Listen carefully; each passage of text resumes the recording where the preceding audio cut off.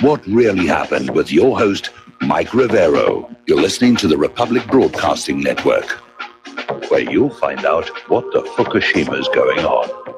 And aloha, America. Welcome to our show today. It is Tuesday, April 24th, 2018, getting into the week here. A lot of stuff to talk about today. The phone lines are open, 800-313-9443. Mike is in our control room, ready to answer the phone, put you on the air with your comments, questions, observations, and so forth. So let's just start right off with what's going on with Syria. And it's starting to evolve.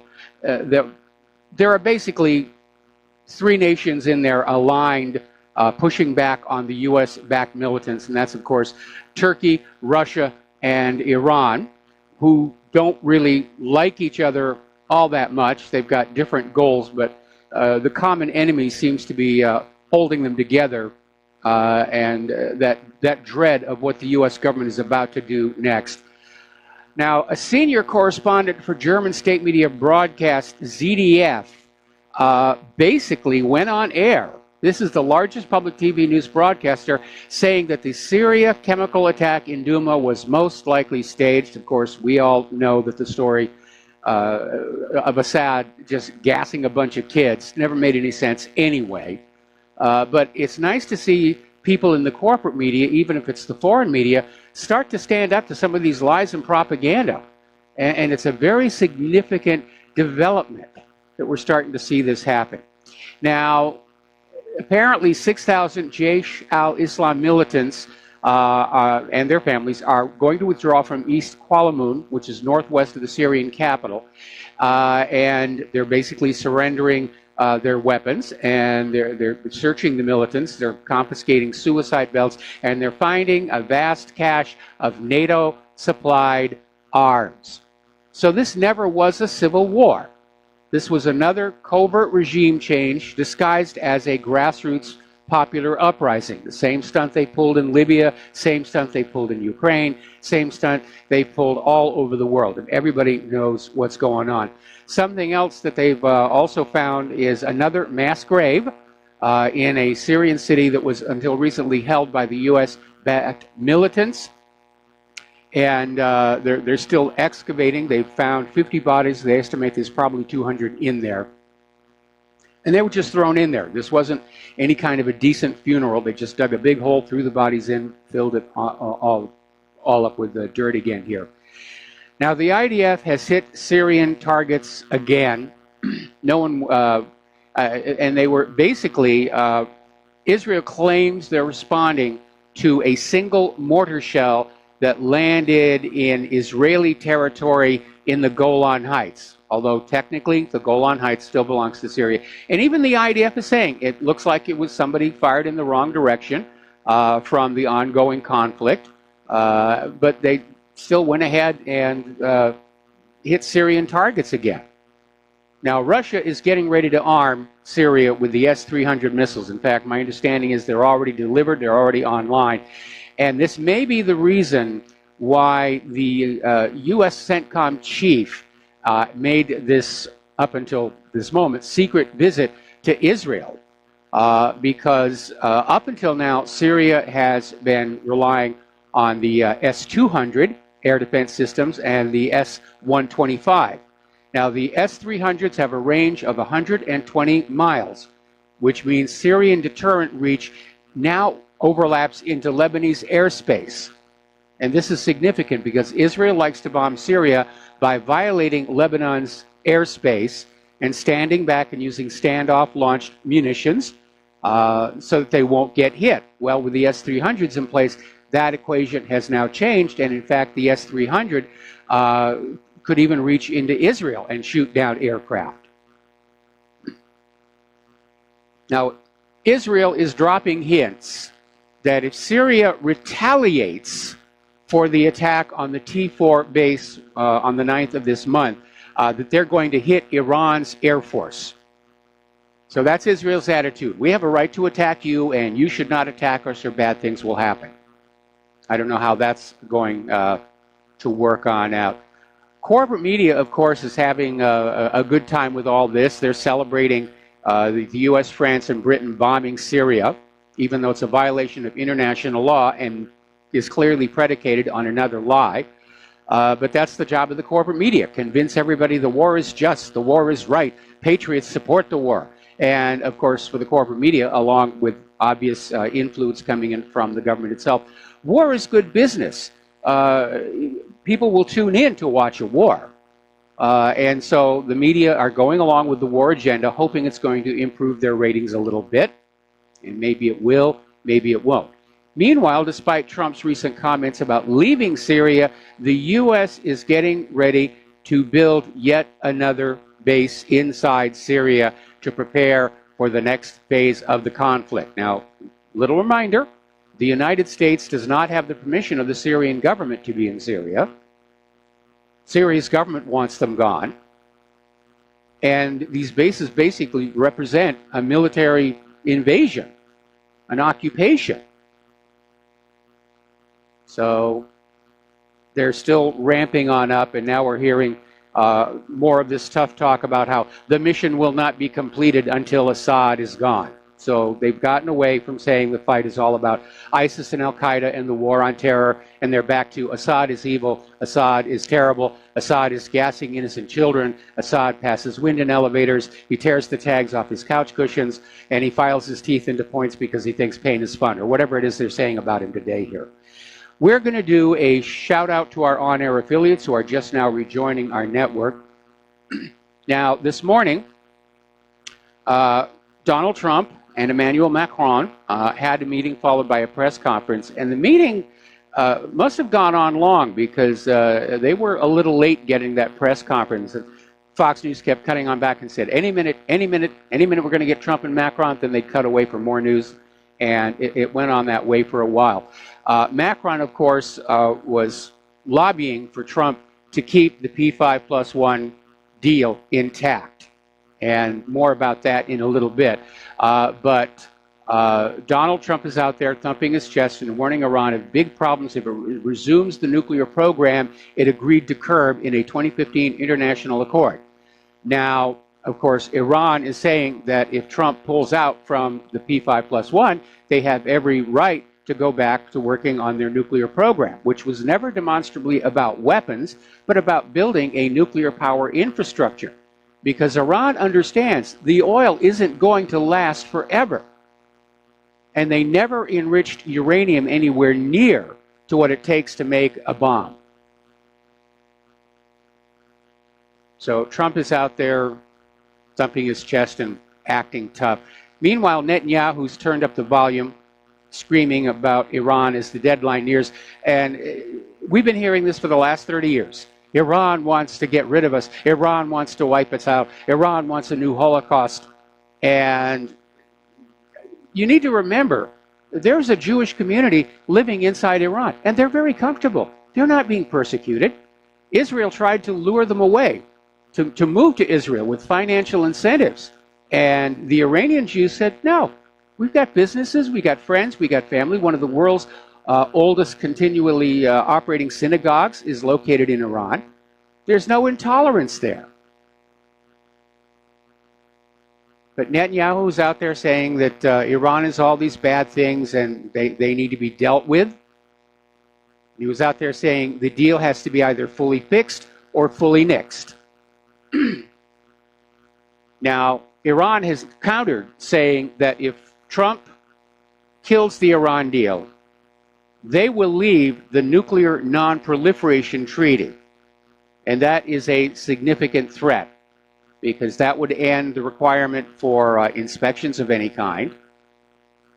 And Tehran's argument is the fact that Iran has fully complied with all the requirements of the P5+1 deal. The United States has not.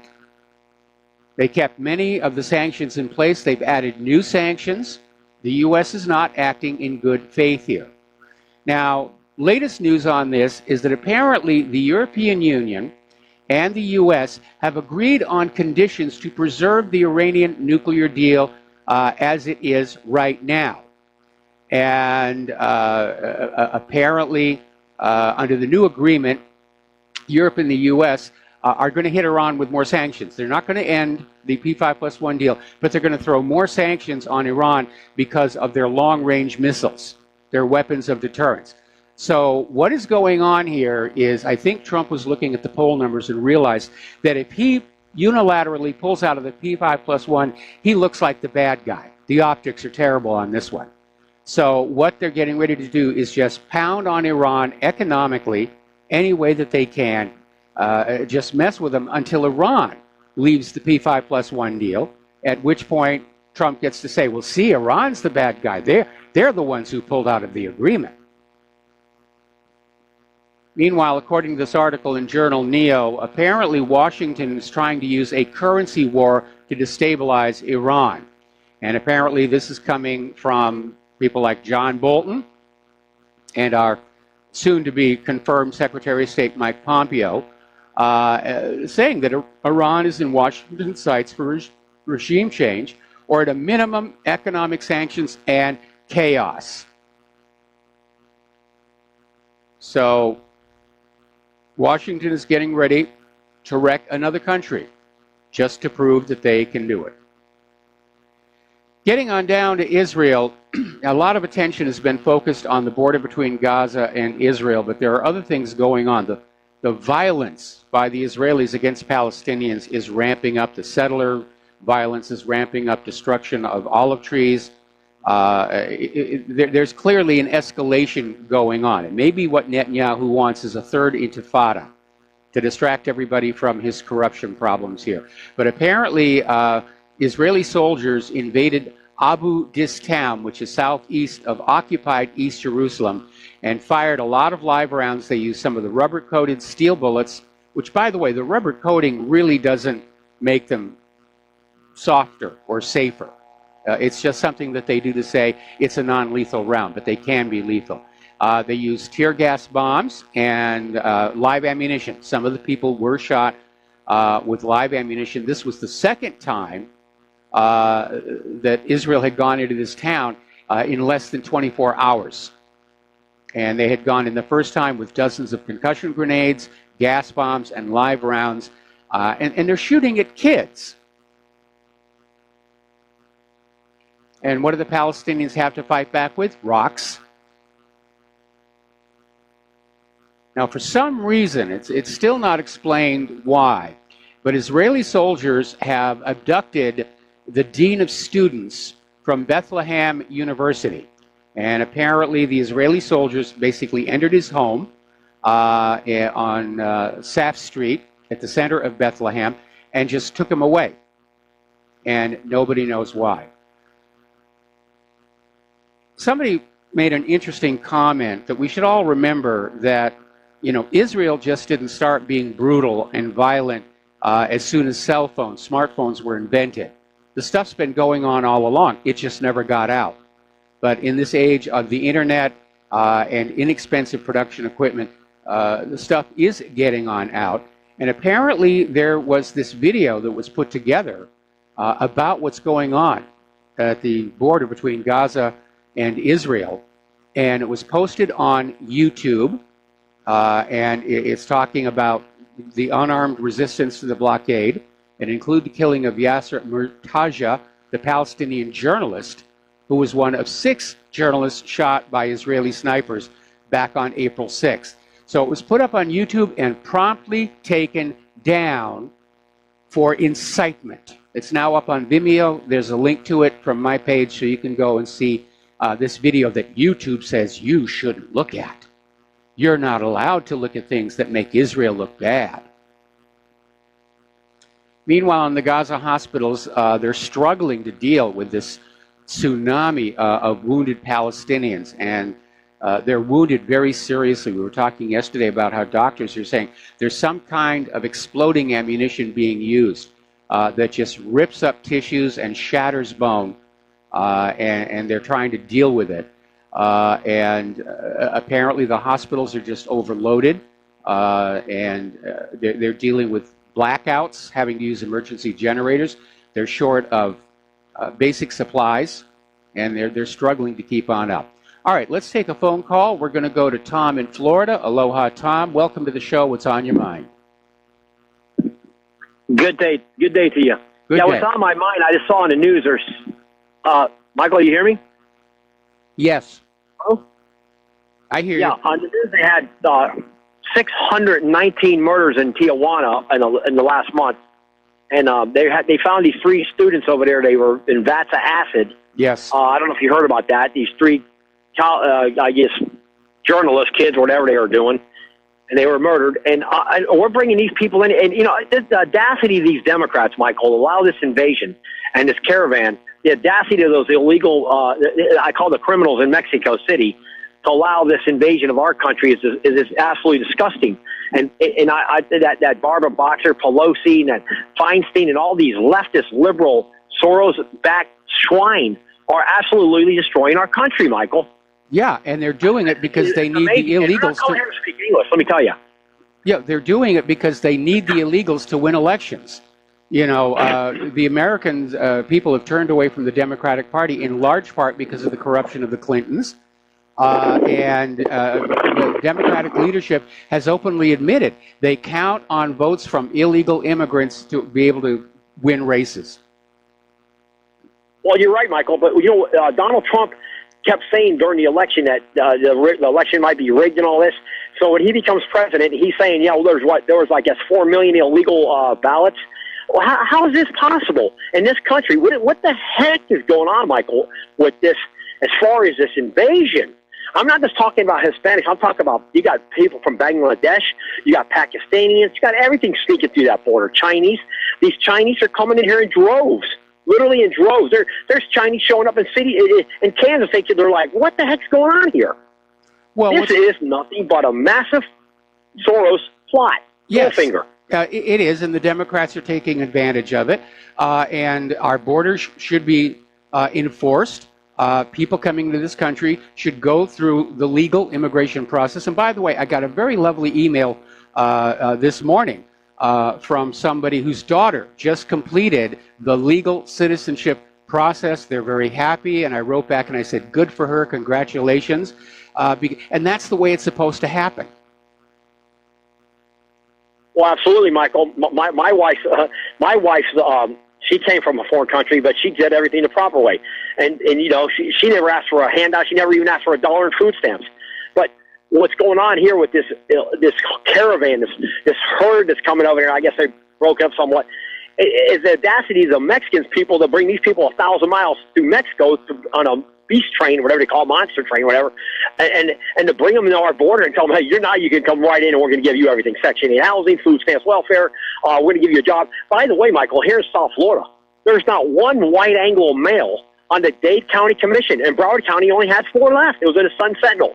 You could bring it up. It was like 2 weeks ago. They had it in the Fort Lauderdale Sun Sentinel. What happened to the white power structure of South Florida? There is none. The Hispanics have literally taken over the Haitians. Yeah, well, and the Cubans, Haitians are all over don't West forget Palm the Beach. Cubans after literally Batista fell. They've taken over the government. They literally came here and took the government over, Michael. They didn't come here to compliment. They come to usurp and just take your job. Because here in South Florida, I read that article. I should have sent it to you. I'm like, wait a minute. There's not an white Anglo on the Dade County Commission. But you got 3 Haitians. Yeah. Go figure that one out, Michael. Well, the good news is that Donald Trump says he's going to stop this caravan at the border, and Attorney General Sessions has issued the orders and basically said anybody who sets foot across the border without the proper documentation is going to be arrested and prosecuted. And I do think it's time to drop the hammer on this issue. Trump has to know that those illegal immigrants who are voting Democrat are a major threat to his maintaining control of Congress and certainly for his chances for re-election in 2020. Well, there's no doubt about it, because right now, Michael, they had a big thing on the news here on the news channel here about all these Puerto Ricans that came from Puerto Rico and Orlando, the Kissimmee area, and there's literally thousands of them, and they're living in motel rooms. And now that's because of the hurricanes. That's because of the hurricanes. Right. Anyway, Tom, got to let you go. Got to take a break for commercials. Back with more phone calls after these few words. And aloha, America. Welcome back to the show. We're going to go right back to the phones now and talk with Steve Elkins. Aloha, Steve. Welcome back to the show. What's on your mind today? Well, Michael, it's nice to hear that story, that email about becoming a U.S. citizen, doing it the legal pathway. I love that because actually I had a show about a month and a half ago where I actually had a guest who became a legal citizen. It took him about 7 years from Peru, and he did everything by the book, and I really commend that. I mean, it's such an honor to actually have him on the show and talk about the whole process, but that's not what I called about. It was just a nice feel-good story, and I'm glad you mentioned that you had the same is true of my father. My mother's family's been in the country since before it was a country, but my father was born in Shanghai, and he came to the United States to attend MIT, and he became a U.S. citizen through the proper channels, and that's how it's supposed to be done. I know. He was very angry, too. I posed a question to him about those who come here in droves and thumb their nose at the law and go to the front of the line, and he was very, very angry about that, and he didn't hold back on that. But like I said, he did it by the book, did everything right, and I actually had the opportunity to go out to Orlando to witness it. He wanted us there as witnesses in the honor that we could watch him become a citizen. It was quite the honor to be asked and to experience that, because I had no knowledge of the process. But it took him about 7 years. There were some hurdles, but and I hear these people that complain they didn't have enough time and they're being deported. They've been here 30 years and they're complaining they're being deported now. And he jumped right on it. And it took him 7 years, but he completed the task. So hats off to him. But the reason I called was because you mentioned something I didn't know today about building a base in Syria, U.S. base, which then brings me back to that whole. They're following that blueprint that General Wesley Clark spoke about, 7 countries in 5 years. So understanding that when they build that military base, they're going to fudge on something, false flags, make a threat out of Iran, attack Iran for Israel. So if that all happens and plays out, I'm just trying to figure this puzzle out. Because we'll be doing Israel's bidding on attacking Iran. So what else happens in the Middle East? Where do the Palestinians go?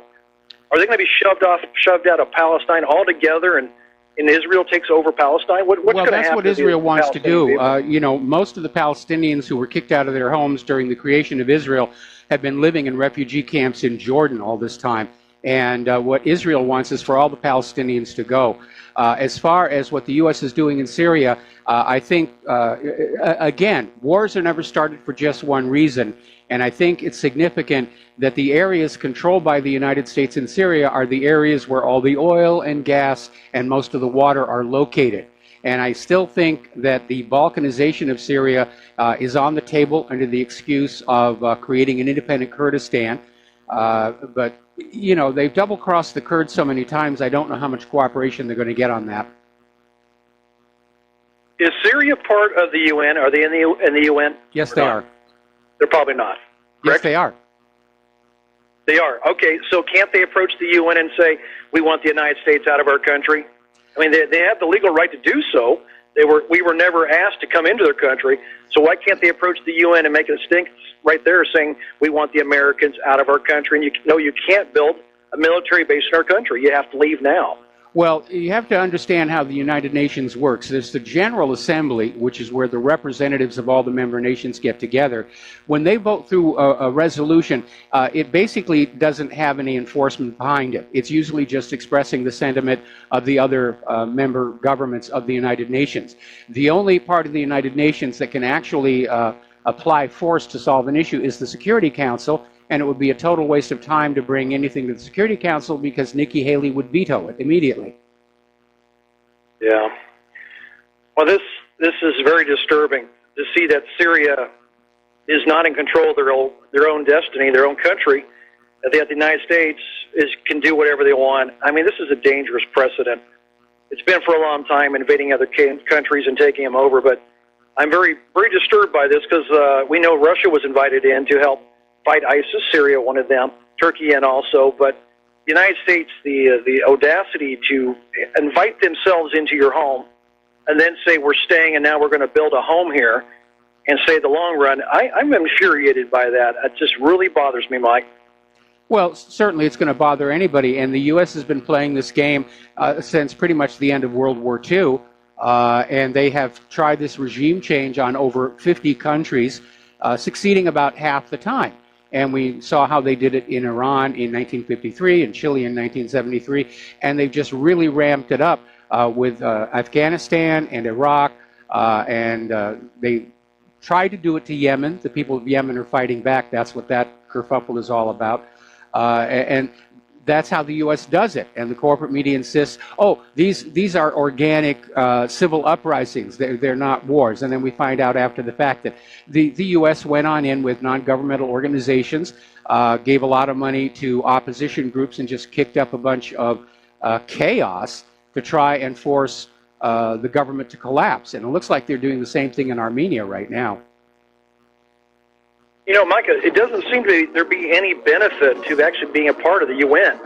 If nobody will do anything and they just say, well, they'll just kind of rubber stamp it. Yeah, a lot of people we're are not saying, going to hear you. Yeah.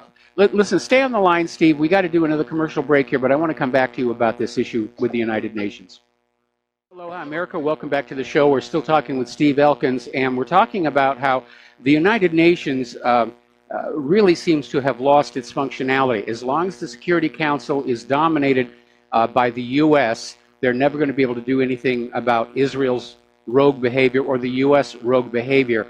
And I think that the planners of the United Nations should have put a little bit more thought in there about ways to remove nations from the Security Council. Because supposedly there are 5 permanent members and other nations get rotated in and out. But those 5 permanent members have so much power and it does get misused. And there have been complaints about UN funding not going where it's supposed to go. And there's a parallel here with the League of Nations.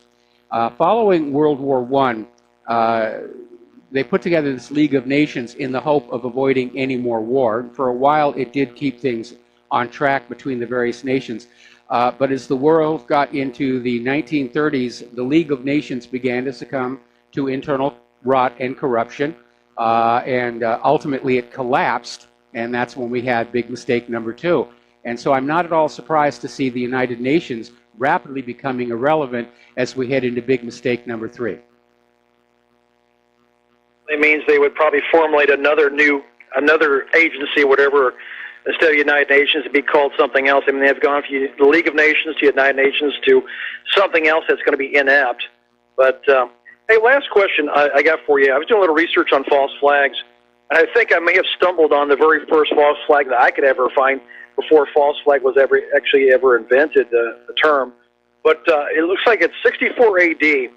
with the Emperor Nero burning down Rome for 7 days, the fires for 7 days, and then blaming the Christians, rounding them up and killing them, torturing them. It seems like that's the first false flag I could ever find in history without actually being called a false flag.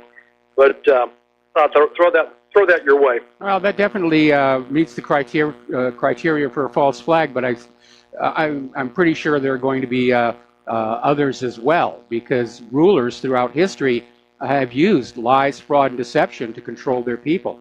There's nothing new about that. It goes all the way back to Ramses the Great and the Hittites. Right.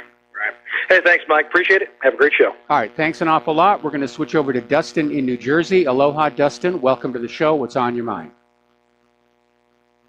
Mike, all bureaucracies are crap. And after World War III, at least you don't have to worry about another bureaucracy for about 200 years because everybody's going to be either underground or dead at that point. So you ain't going to have to worry about another UN at that point. Yeah, I'm afraid you might be right there. But again, I think it was Winston Churchill who said, I don't know what weapons World War III will be fought with, but World War IV will be fought with sticks and stones. Was that Einstein, I think, right? Yeah, World you're War right. IV. I stand corrected. It was Einstein. If anybody's left to lift the sticks and stones, Mike, that's the thing, to be starving to death at that point or dying of nuclear winter. Who knows what? Nobody's ever lived through that, right? So we don't know what exactly would happen. But I mean, we're already in a world war. You said it before. We're in a world war, people. What's going on now is a world war. It's soft. It's not hard yet, But there's going to be ups and downs. But we're in a world war, Mike. And let me tell you, the Russians just warned Israel, and Israel just warned them back about, hey, we're going to, hey, Israel, go ahead, test the S-300. But we'll see how you react to that. Because the S-300 will shoot those planes down, Mike. Yeah, it will. It's a very effective platform. I mean, that's where we're at now, Mike. I mean, Israel, the God's chosen ones, and the United States is the exceptional country. I want to ask people who are listening, what's exceptional about us? The high crime rate, the amount of people in our prisons, the outsourcing of our jobs, the bailing out of the banks and Wall Street and giving it to the small nobodies like us, the little people, the bill. Is that exceptional? Like, I don't see us as being exceptional, Mike. We're just another republic that become an empire. That's it. We were a republic. We became an empire of neoliberalism, linked to Britain and France and these other Western countries, and we're on the way down, Mike. I mean, I mean, we're a failed empire, and we've lost a lot of what made this country great in the past. We've allowed our infrastructure to just crumble away to ruin. We've lost our manufacturing. Nobody wants our GMO agriculture. We've even lost our edge in science and technology. There was a tremendous surge of progress that came out of the space program, and most of it has now been shipped overseas for manufacture.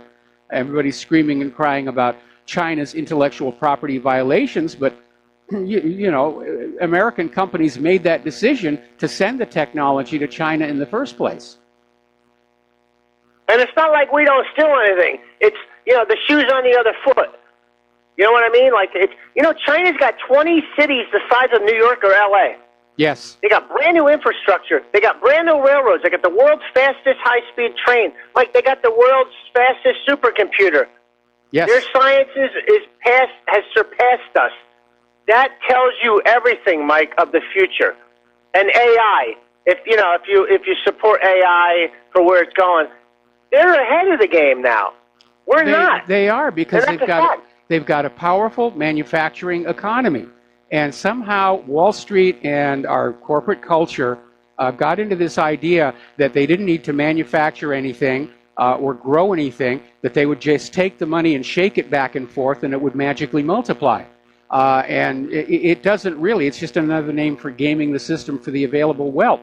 And the U.S. government has bankrupted us all, buying weapons of war, which are very expensive and not really very good. It's the same thing that led to the collapse of the Soviet Union. They were responding to Reagan's Strategic Defense Initiative. They overspent on military, and the rest of their society collapsed.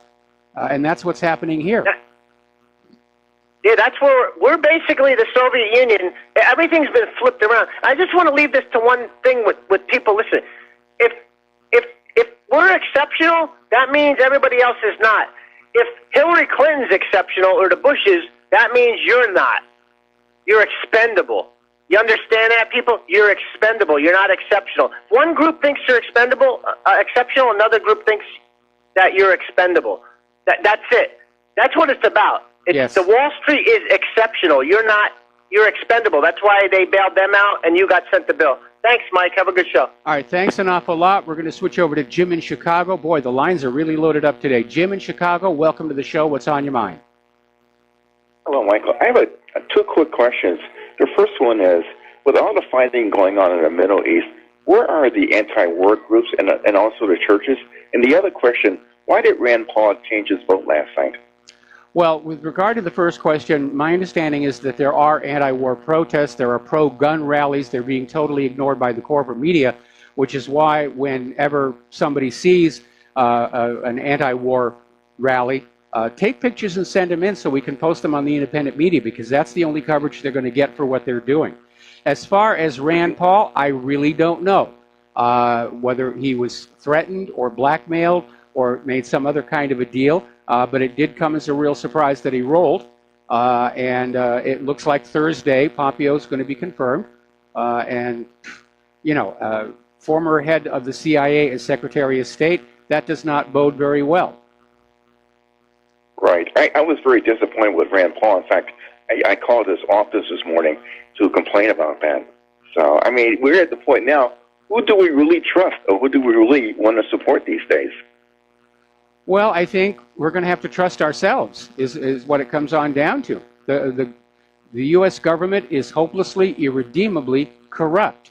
There's no way to fix it. We're just going to have to wait for it to implode, which I'm seeing signs that is coming up, especially with all this infighting that's going on.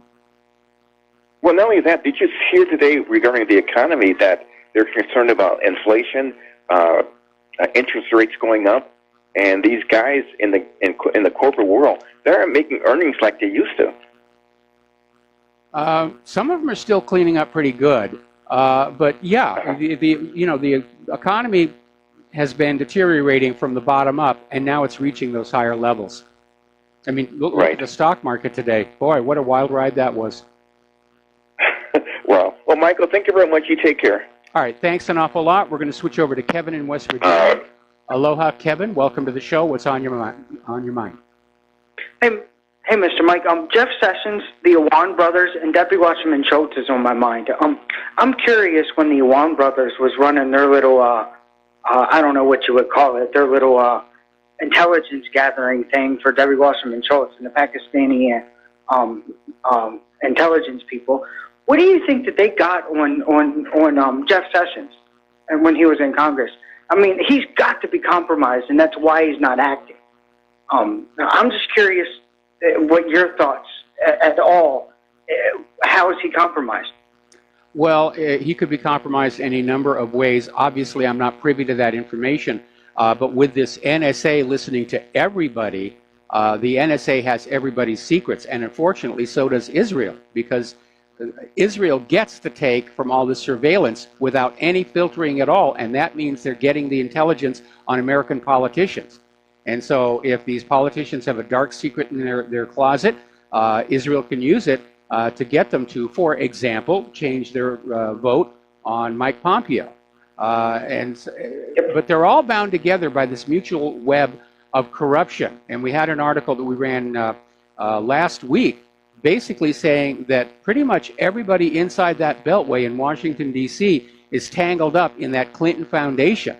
And that's why everybody is trying to protect Hillary Clinton and the Clinton criminal enterprise because they want to keep their jobs. They understand if the whole story came on out about Hillary's email server, that could delegitimize the entire government. And I'm still trying to find out if Imran Awan and his associates who were bugging the computers in the Capitol building, were they part of Hillary's espionage operation?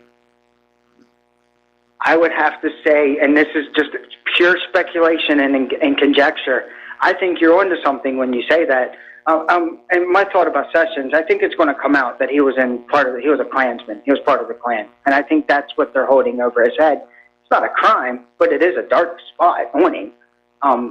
That's kind of what I'm leaning towards and waiting for that to come out. I don't know if I'm right, but that's just my thoughts on Sessions. And I'm so tired of this nation-building thing. And everybody with Israel, look, I don't agree with the greater Israel expansion thing, but I do agree Israel has a right to be a nation.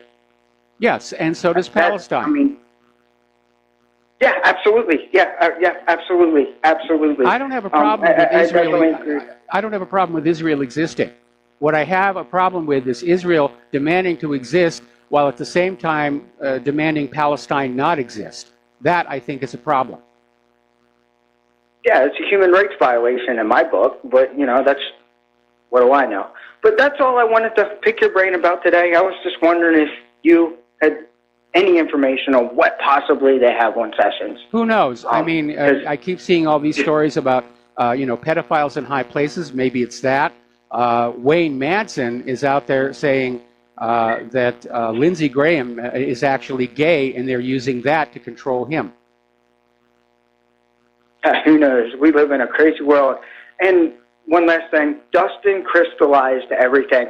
And I was wondering if possibly you would have him on as a guest for maybe a half hour one of these days.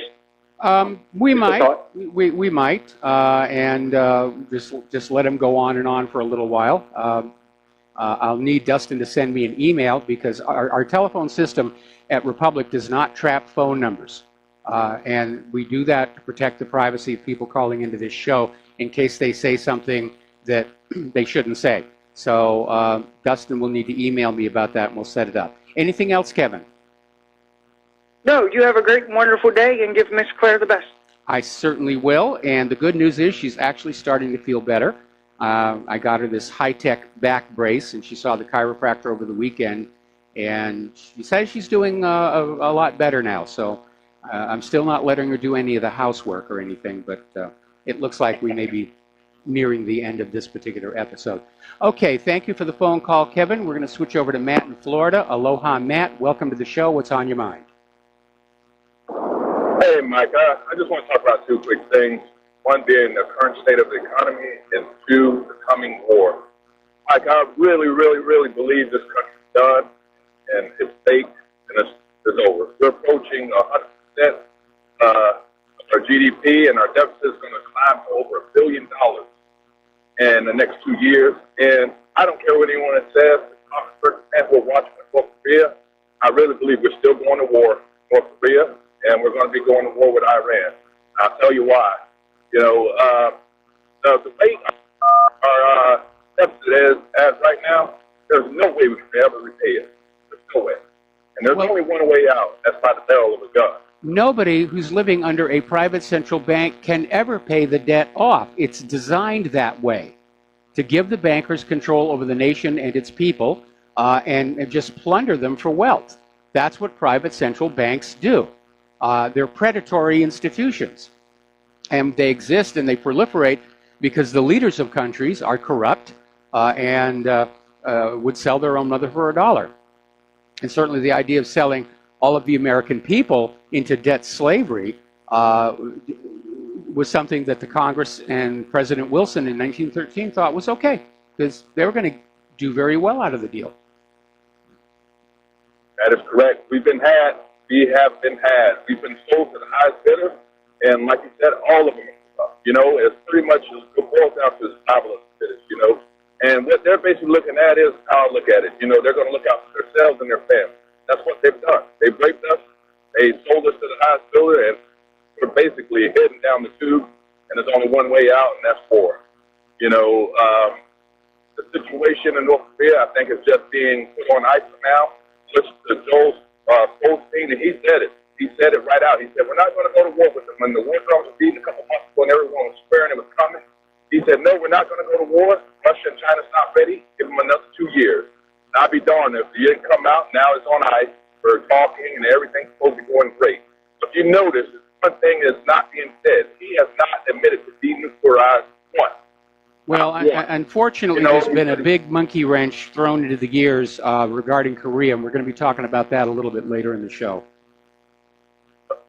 Okay. And also, I was listening to another program of a former Soviet spy, and this was back Matt. in the 80s. I wish I could remember the name. Matt, yes. I'm going to have to put you on hold. We got to take another break for commercials. Don't hang up. I'll come right back to you after these few words. Aloha, America. Welcome back to our show. We're still talking with Matt in Florida. And Matt, you had one more thing you wanted to share with us. Yes, I was talking about a program I was watching earlier with a former Soviet spy that defected from India back in the 80s. And this program was recorded back in the 80s, and I dare it was spot on. It made the hair on the back of my neck stand as I watched it. He was talking about it takes over 20 years to corrupt society, starting with their education system, and we see that with our Common Core system. Yes. It's just ridiculous. And he said within 6 months to a year, you can corrupt the final stage of the society through disinformation. You know, and you look at the stuff that's spreading on YouTube and Twitter with this flat earth theory and all this other disinformation is just ridiculous when there's so much good information out there that people should be watching and listening like this program here. It just blows my mind, you know. And I try to talk to people about what's coming and the current state of the economy, and they're more worried about what's coming on TV tonight with, you know, basketball than what's actually going on. I really cannot believe what's going on in society, and I really think it's too late to save it. You know, all I can say is people prepare, because it's coming. It might not be today, it might not be tomorrow, but this collapse is coming, and it's not going to be pretty. No, you know? it's not going to be pretty. I like the second last guest with Kevin, and you need to get Dustin on. I really, really look forward to hearing this commentary every day. And I really would appreciate it if he would come on and just give us a good little 30-minute spiel of what's on his mind. All right, I'll let you go, Mike, and you have a good day. And people prepare because the worst is coming.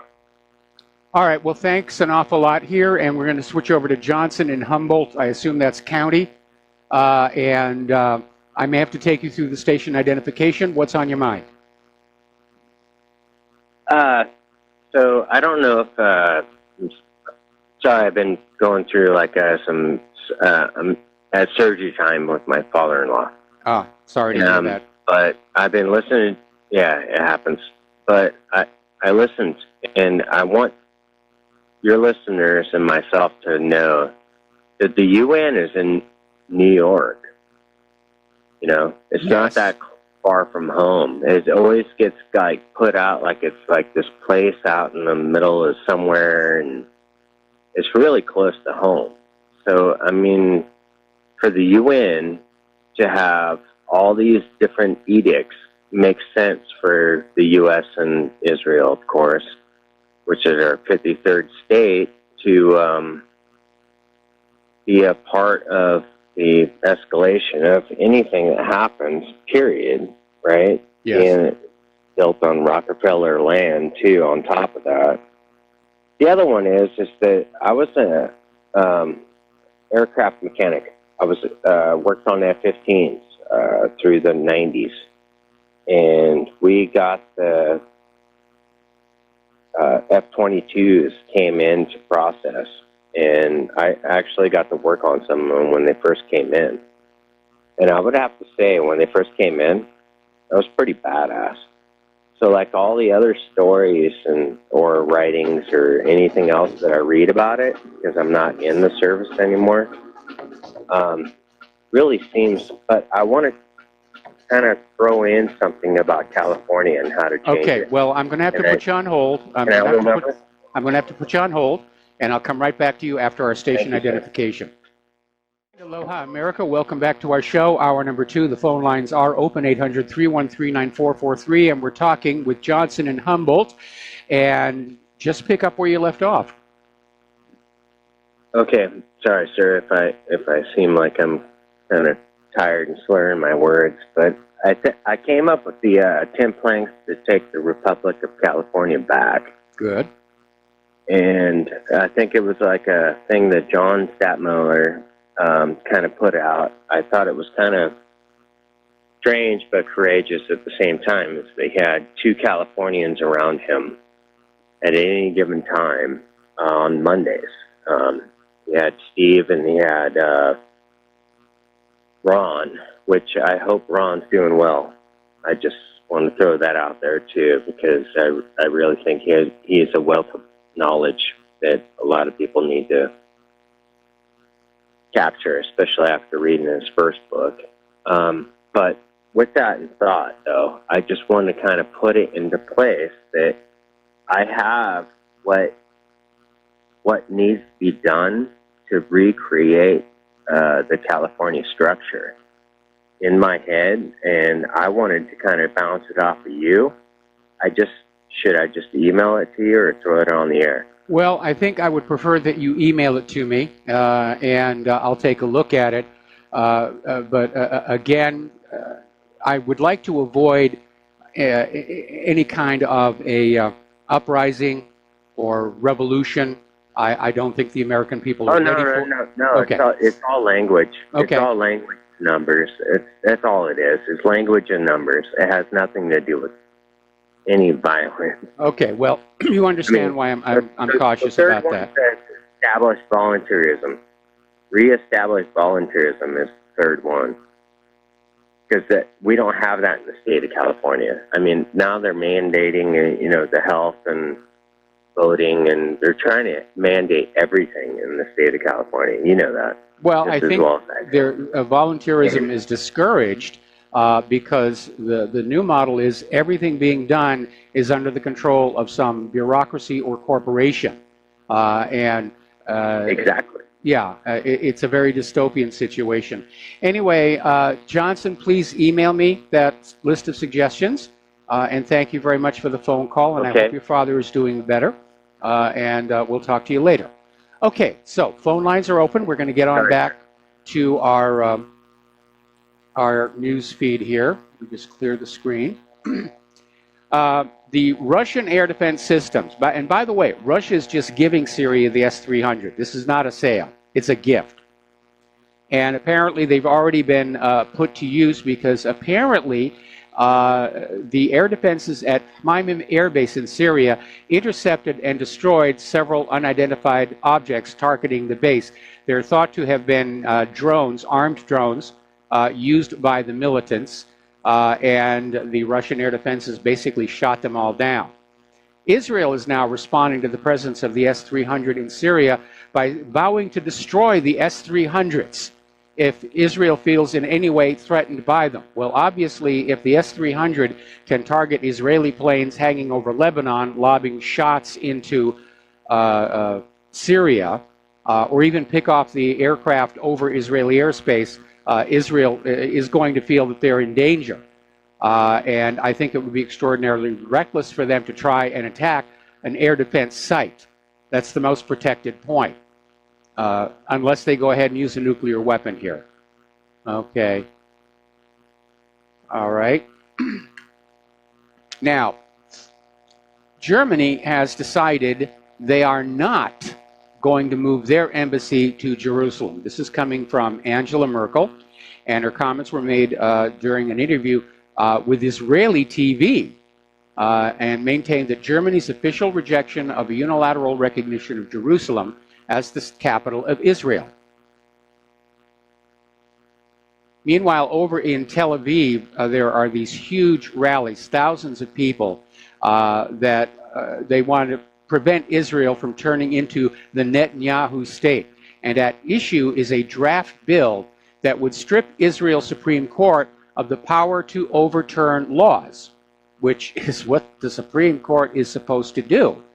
And so the protesters are very angry, and they've got slogans like "Bibi, take your hands off the Supreme Court," "Corrupted, you don't have a mandate," "Bibi, organized crime." So the people of Israel are not happy with the government of Israel. And so we should not rope them in when we talk about what's going on in that part of the world. All right, we're going to take another phone call. Bob in the Upper Peninsula of Michigan, aloha. Welcome to the show. What's on your mind?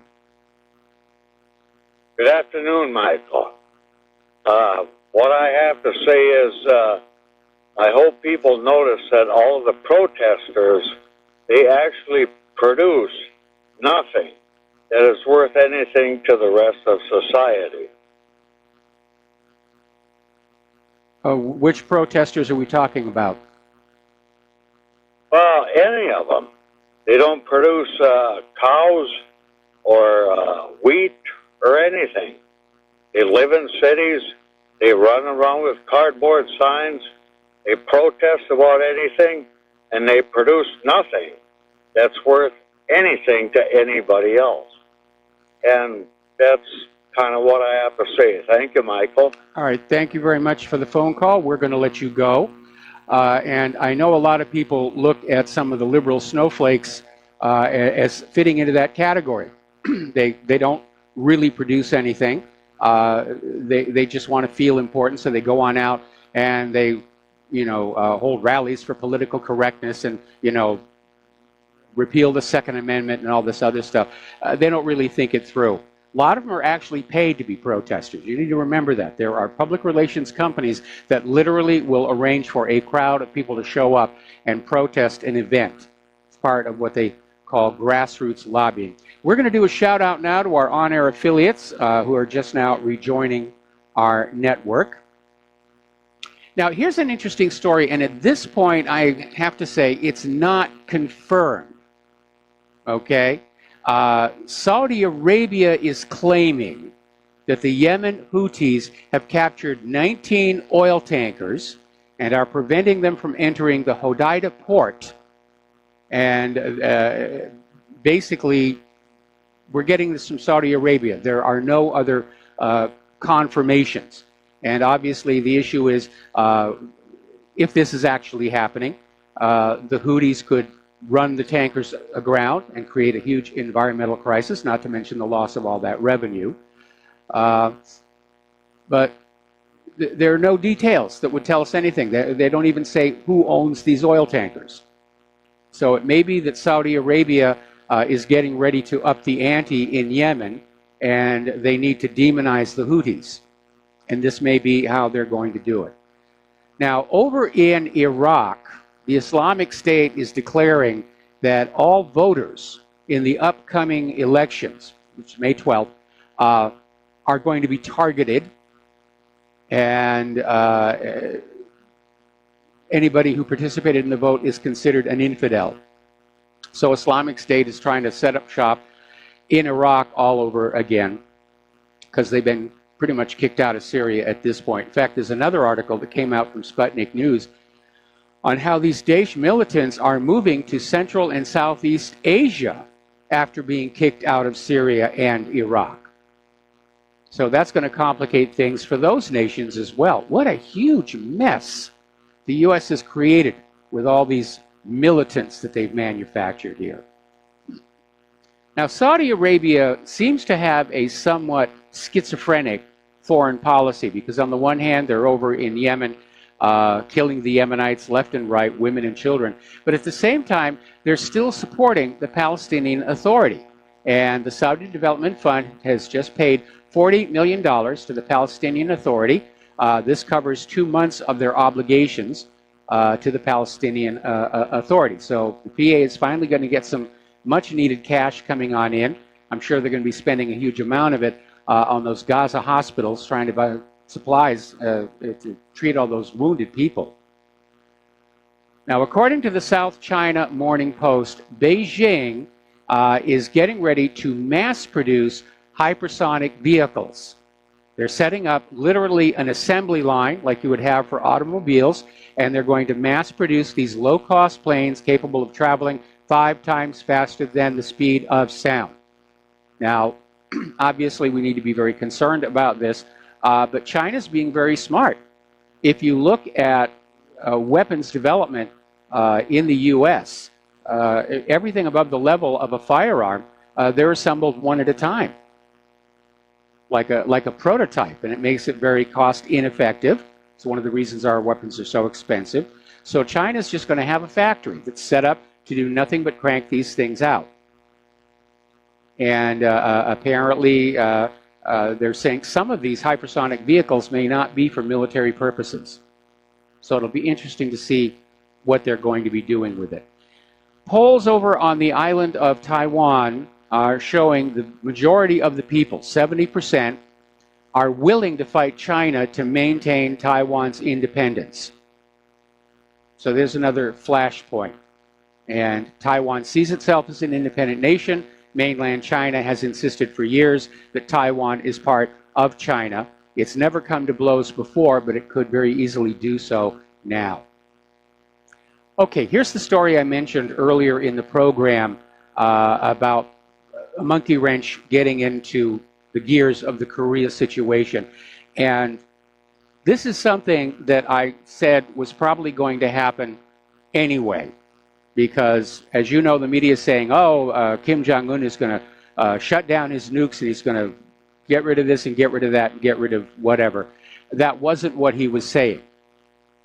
And basically, what Trump thinks North Korea means by denuclearization and what North Korea actually means by denuclearization are worlds apart.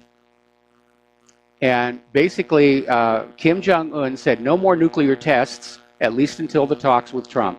But he's not saying anything about permanently shutting down their weapons program. For one thing, it's his ticket to sit at the table of the great nations to be a nuclear power. And he knows he needs a credible deterrent to keep the United States from invading his country.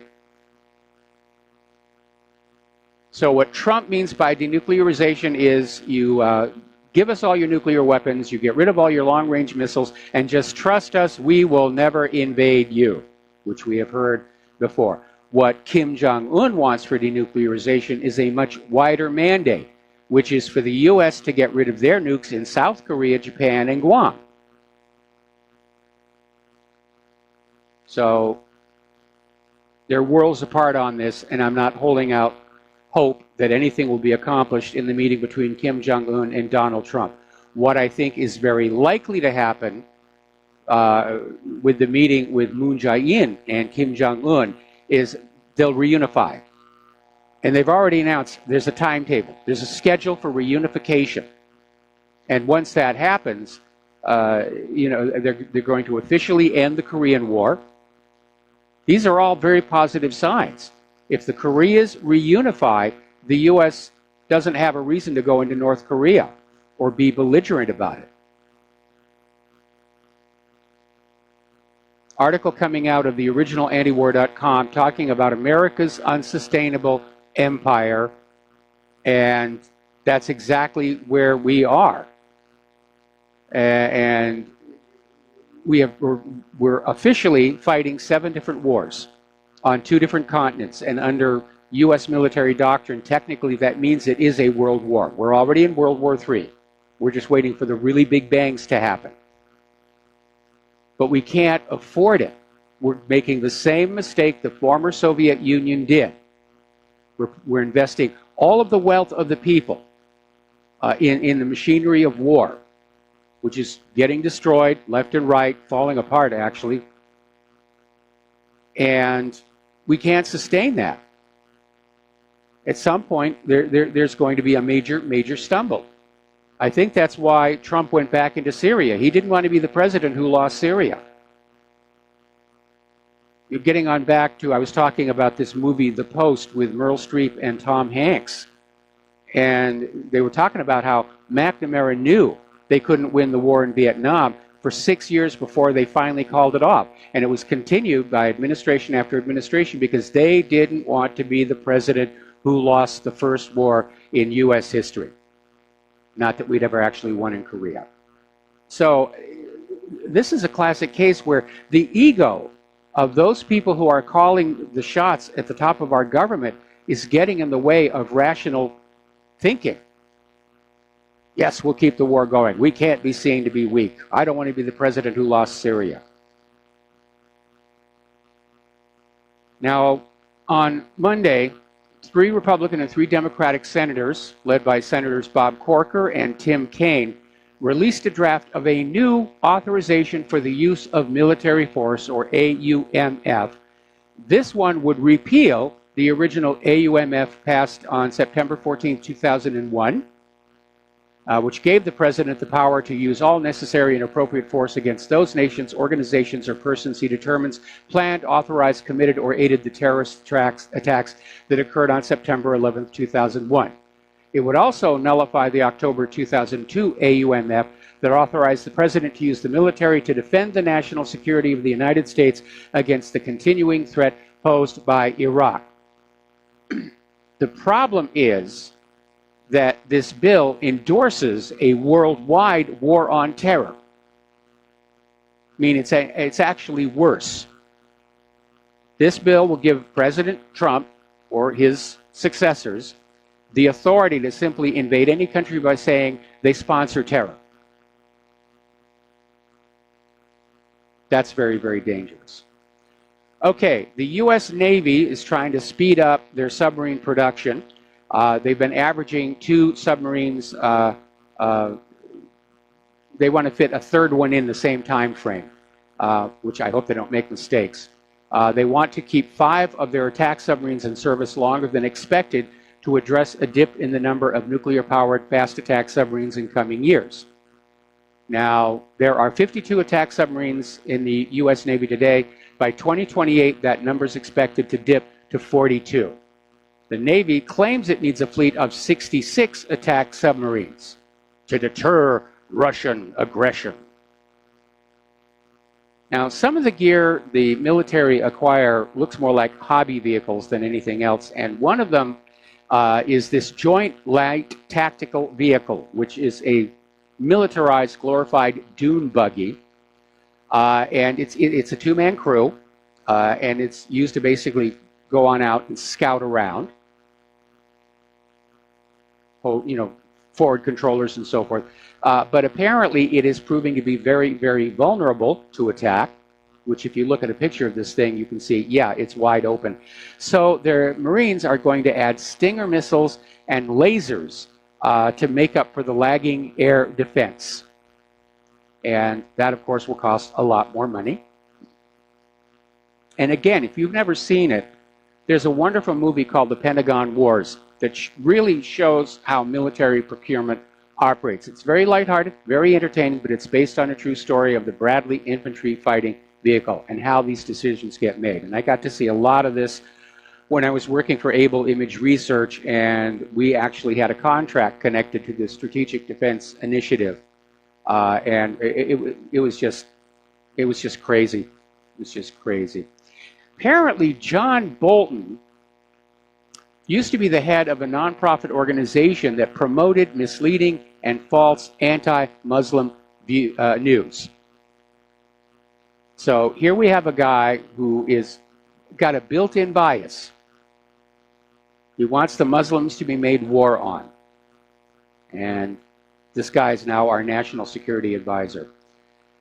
All right, looking at the domestic politics, here's where it gets interesting. The Republican chairman of the House Judiciary Committee and the House Oversight and Government Reform Committee announced Monday that they've reached a deal with the Department of Justice for Hillary Clinton's probe documents. These are the documents about the decision-making process leading to James Comey and Loretta Lynch giving Hillary a get-out-of-jail-free card. My comments about this after these words from our sponsors. Aloha, America. Welcome back to our show here. We're talking about this story where the House Judiciary Committee and the House Oversight and Government Reform Committee have reached a deal with the Department of Justice for the documents related to the decision-making process which led to James Comey and Loretta Lynch giving Hillary Clinton a get-out-of-jail-free card. And my question is, why was a deal required? The reason that we have three branches of government is they're supposed to keep an eye on each other, and Congress has every right to demand those documents from the Department of Justice and get them. The Department of Justice does not have a legal basis to refuse. So, apparently the Department of Justice has lawyered up, and they're trying to keep the lid on this stuff. This screams of cover-up. This is like a flashing neon sign glued to their forehead saying, guilty, guilty, guilty, guilty. I don't think they understand the optics of this, of what it looks like when Congress has to fight to get documents to which they are entitled to. Now, apparently, a Clinton associate, Alexander Downer, is refusing to confirm or deny that he met with George Papadopoulos in London at a bar in 2016. He's also refusing to say if the Mueller special counsel or the FBI interviewed him. Again, more signs of a cover-up here. Sebastian Gorka is out there saying the FBI FISA abuse scandal should be renamed Obamagate. We've already been doing that. All right, let's take some phone calls. Brian in Pennsylvania. Aloha. Welcome to the show. What's on your mind? Hey, Mike, can you hear me okay? I hear you just fine.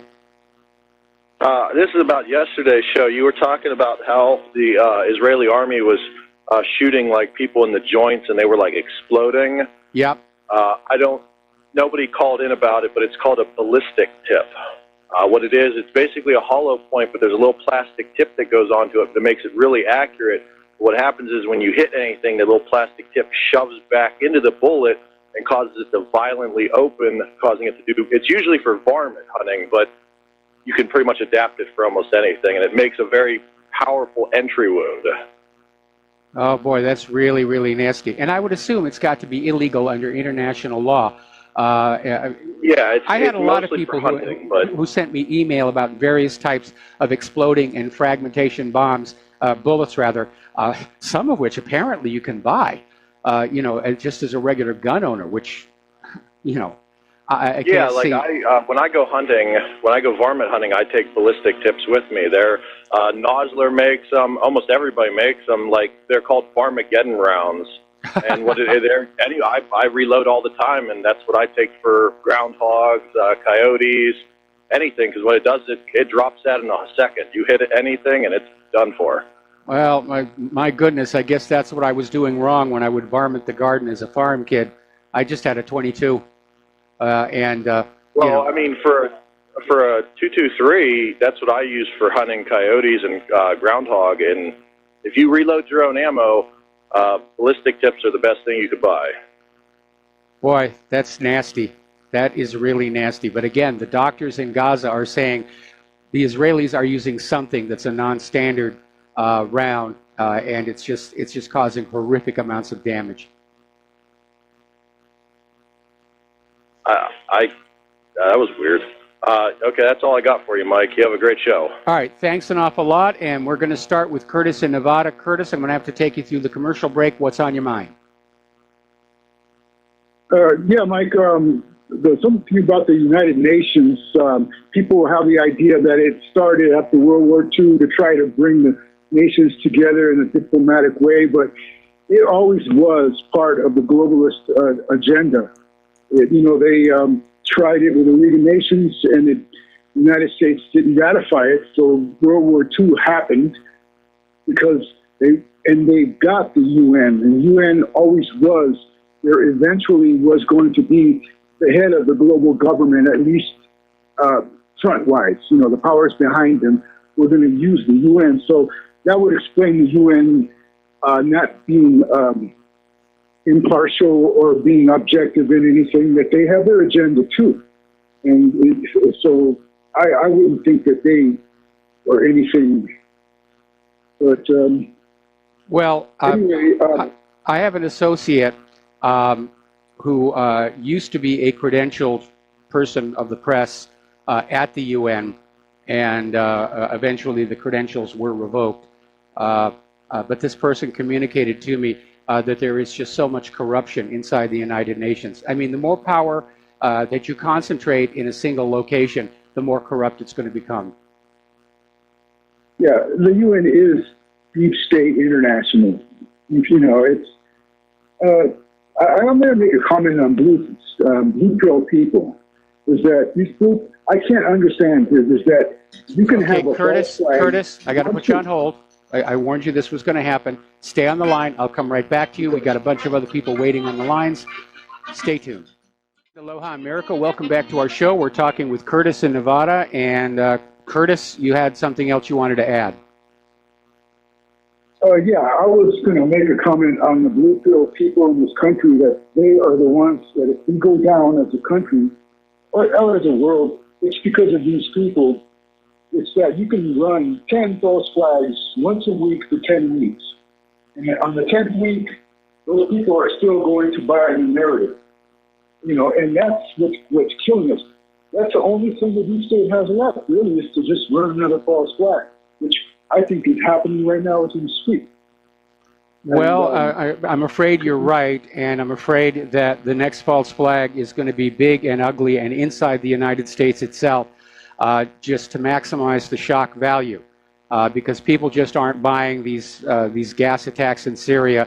We know this government lies. It lied about Saddam's nukes. It's lied about, huge numbers of things. The government is dealing with a credibility problem of its own making. So is the corporate media. And they've lost the ability to lie to the people with impunity. And without that, they can't rule as they define rulership. But they can still pass legislation based on what everybody, 90% of the population knows isn't true, but 60% of them are just going to keep their mouth shut. And that's, even family members. If you talk to them, they'll say something that, okay, maybe I can give you a little bit of knowledge of that. Oh, I don't want to talk about that.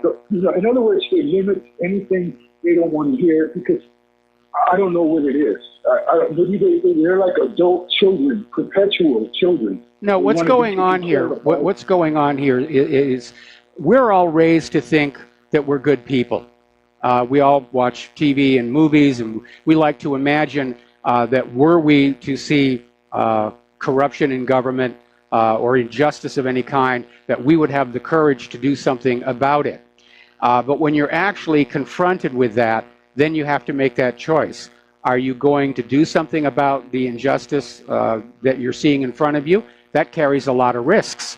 Or are you just going to go along with it and surrender that image of being a good human being? And most people don't even want to face that choice. And so they'll gratefully accept whatever propaganda is being offered to them so that they can go on thinking that they're good people, that they would fight injustice. They just don't see a reason to have to do it right now, this moment. And it is self-deception, but that's one of the ways that people are controlled, by giving them that self-image and then trapping them with it.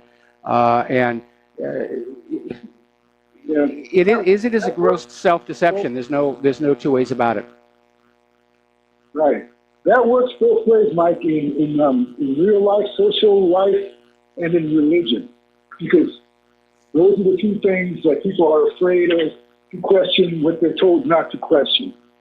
You know, and, the majority of people in this country, the Christians, they back Israel because that's the absolute tenets of Christianity, that the God of the Bible says you must back my people, and that they do it without unthinking about it.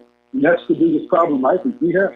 Well, that is a big problem, especially with the Christian Zionists, and depending upon which version of the Bible you're looking at, and there are dozens of them out there, the dictum for Christians to support Israel on questioning is actually not in most of them. You find it in the Schofield Bible, and of course Israel's propagandists are always putting it on out there that, you know, Christians are obligated to support Israel no matter what.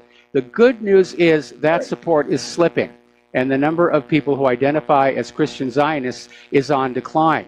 You have American Jews who are now openly protesting what Netanyahu is doing. And so this carefully crafted 70-year propaganda hoax is starting to crumble around the edges. You know, Mike, you had a caller a couple of weeks ago that he said he had a show of his own. And I remember thinking at the time that, you know, if you had other alternate types calling in and maybe a segment or two on your show and you did the same, you can really expand, you know, the exposure of your show, their show, and the whole movement. That would be pretty awesome because you guys have more resources and more content. What do you think about that? I'm not exactly sure what you were saying. We had a caller into the show, and another talk show host. Like I think you had a guy named Reed or something. And you know, if you could, like, let's say a guy from another show has a show, he calls up and you guys, you know, talk for maybe 2 segments, maybe take a call or two, and then you do the same on his show. And that kind of thing can really put a lot of exposure to the audiences that listen to these shows. Well, I do a lot of other people's radio shows, not on this network. In fact, for our Hawaii listeners, this Thursday, just after 4 p.m., I'm going to be on KKCR, Kauai Community Radio, which has repeaters on Oahu, and I'll be posting an announcement about that. I do the Jim Goddard Show every week. And so, yeah, I'm getting on out there. Anyway, Curtis, thank you for the phone call. Thank you for the suggestion. We're going to let you go and switch over to Vivian in Canada. Aloha, Vivian. Welcome to the show. What's on your mind? Yes. Hi, Mike. You said earlier in the show that Israel's violence is not a recent thing. It's not attributable only to modern technology. And, of course, you're absolutely right. It was born in violence. Even during the days preceding the creation of the State of Israel, the Haganah, the Irgun, and the Stern gangs were all very active in terrorism, as many people know. But what they may not know is that many of the ships that were bringing illegal refugees into Palestine during the mandatory period, there were a few that were bombed where the people on the ships, because they weren't allowed by the British to unload into Palestine, many of those were actually bombed by the Haganah, Irgun, and Stern gangs in order to elicit sympathy from the world and to silence any objections to the illegal immigration of Jews who would eventually outnumber the Palestinians. So once it's born with that kind of, and of course a lot of those people the leaders were among the prime ministers of Yes. Israel, Menachem Begin, Yitzhak Shamir. In fact, they even killed the first UN mediator. The UN was a new institution. Its first mediator was specifically for this Palestinian Zionist issue was Count Folk Bernadotte, who was assassinated on the orders of Yitzhak Shamir. And the irony is that the reason he was assassinated is because Bernadotte wanted to keep Jerusalem as an international zone and not allow it to become part of either the new state of Palestine or the new state of Israel in the two-state solution that he was proposing. So that's why he was assassinated, because having Jerusalem was essential to their ideology in order to attract Jewish supporters who became actually the victims of the ideology of being the chosen people. It's a very seductive ideology. Yes. This being there being only one God, and we are the ones that he chose, and therefore we have essentially exceptionalism. And this is another thing that I think that brings us into our modern day dilemma. The U.S. itself is based on the concept of manifest destiny and exceptionalism, thus making it very amenable to become the ally of Israel all along, and for their joint propaganda to have been two parts of the same coin. Many of the symbols actually are very similar. So I don't know how this can ever be. Israel will never recognize or accept the Palestinians. They're going to drive them out, regardless of who has the actual right in common logic or in the divine logic. And on the issue of the Christian Zionists, there's something they need to remember. If Jesus was actually a learned rabbi, the very idea of consuming blood is odious and is forbidden way back to the days of Noah. So the concept of Jesus at the Last Supper being a rabbi and saying, drink this wine as my blood and eat my flesh when you eat this bread, symbolically, that's a form of cannibalism. Yes. It's utterly inconceivable that a true Jewish rabbi or Judean rabbi would ever have said such a thing. So it is clearly a fabrication. And to say this, I know it's going to alienate a lot of your listeners, but it's time they recognize that the exploitation of this symbolism has actually made them complicit in the very sins that they profess to abhor.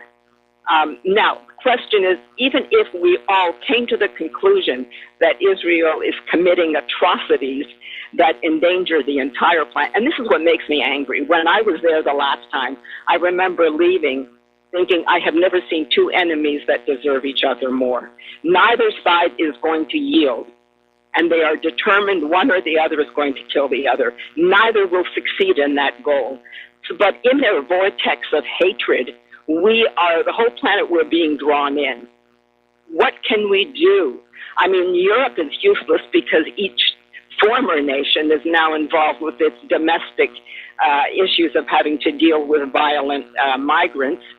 And so they can't actually take action. The UN is so corrupt as no one can possibly deny that anymore. Who then? What? Recognizing the problem is not enough. Simply diagnosing a disease is not adequate to heal it. Yes. What can we do? What are the possibilities?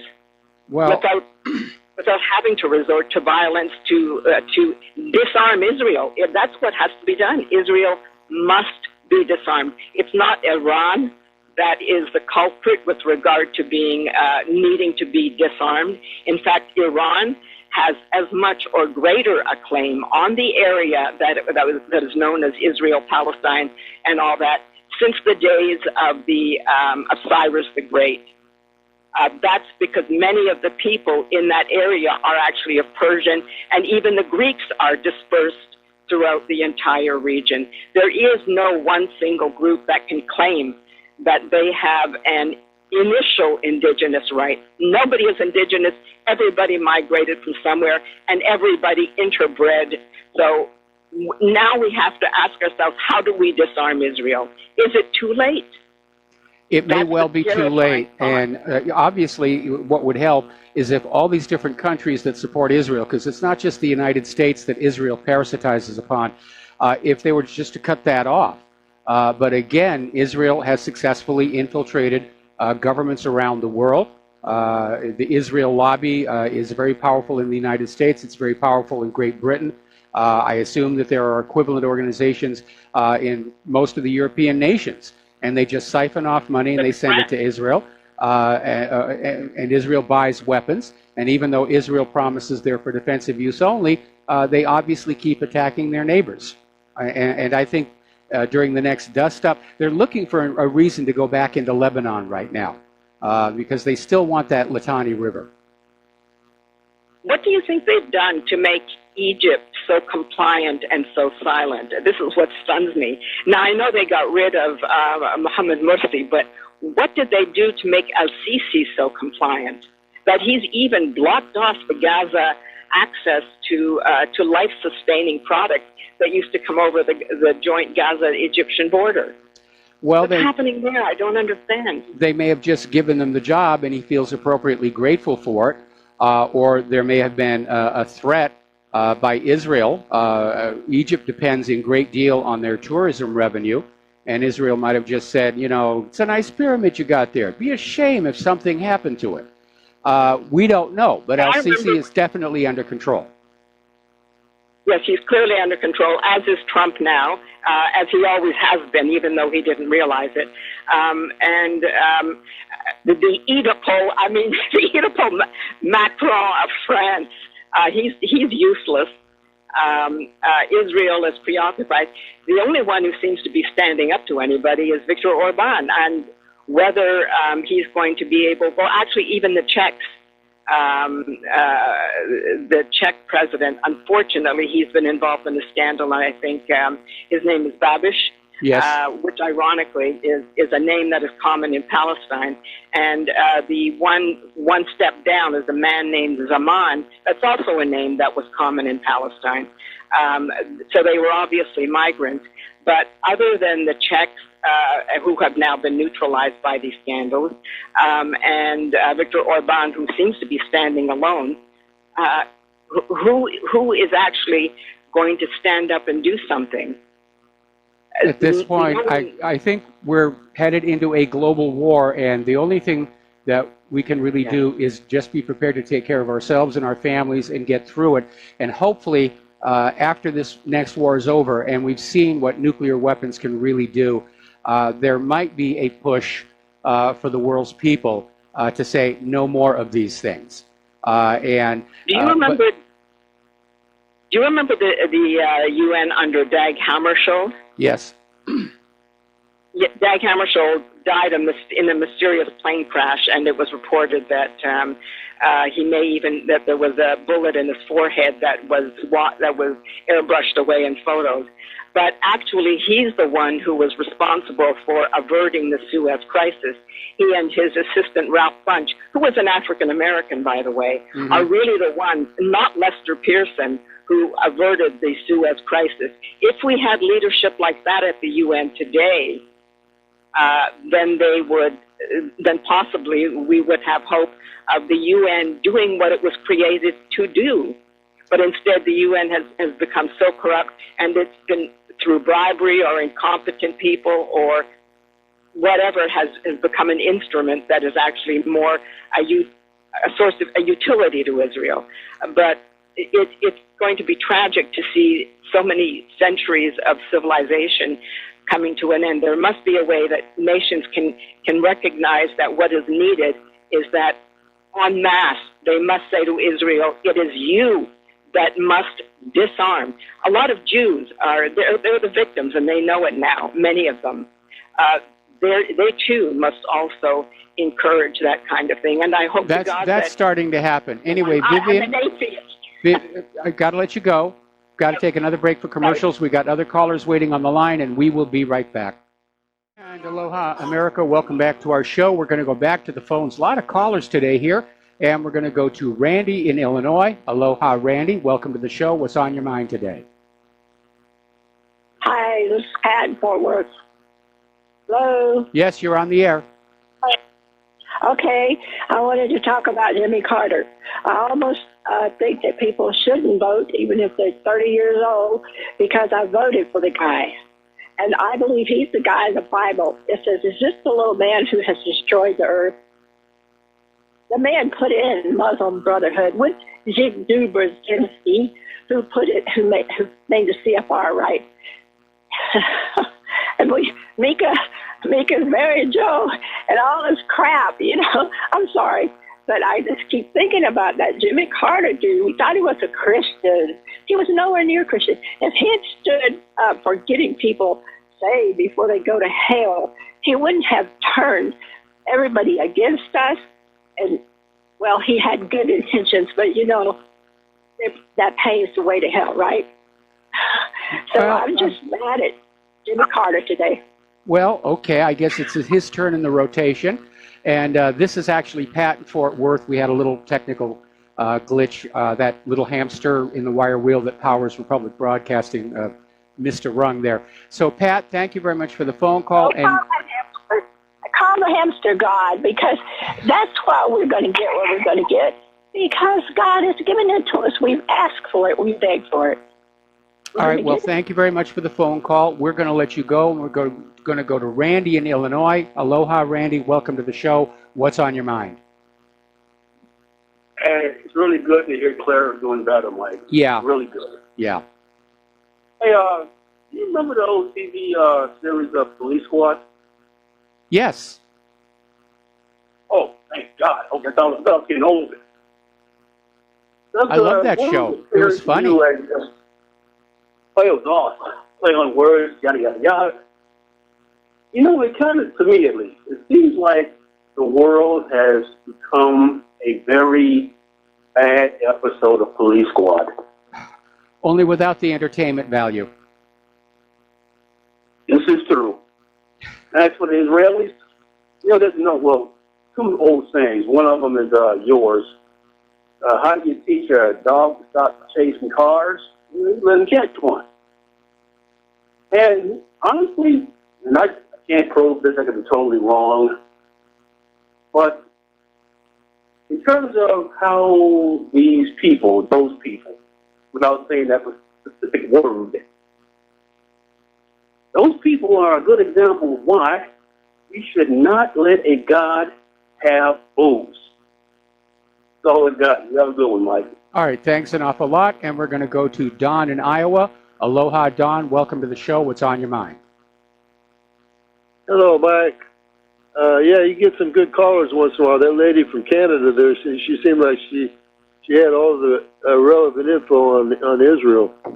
But, yeah, she is a scholar. Listen, Don, I'm going to have to put you on hold. We got to do station identification. Don't hang up. I'm going to come right back to you. We'll be right back.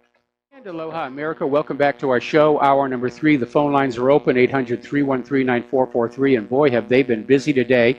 I'm way behind on my talking points. We're talking with Don in Iowa now. And Don, please pick up where you left off. Yes, Israel, this guy Benjamin Netanyahu, it seems like he should be, shouldn't he make his exit here pretty quick? Like you say, the people don't like him. He's got all kinds of corruption charges. I was thinking he was there for a long time, but I see looking at Wikipedia, he had the position of prime minister from 96 to 99, then he took 10 years off, and then he started again in 2009, I guess.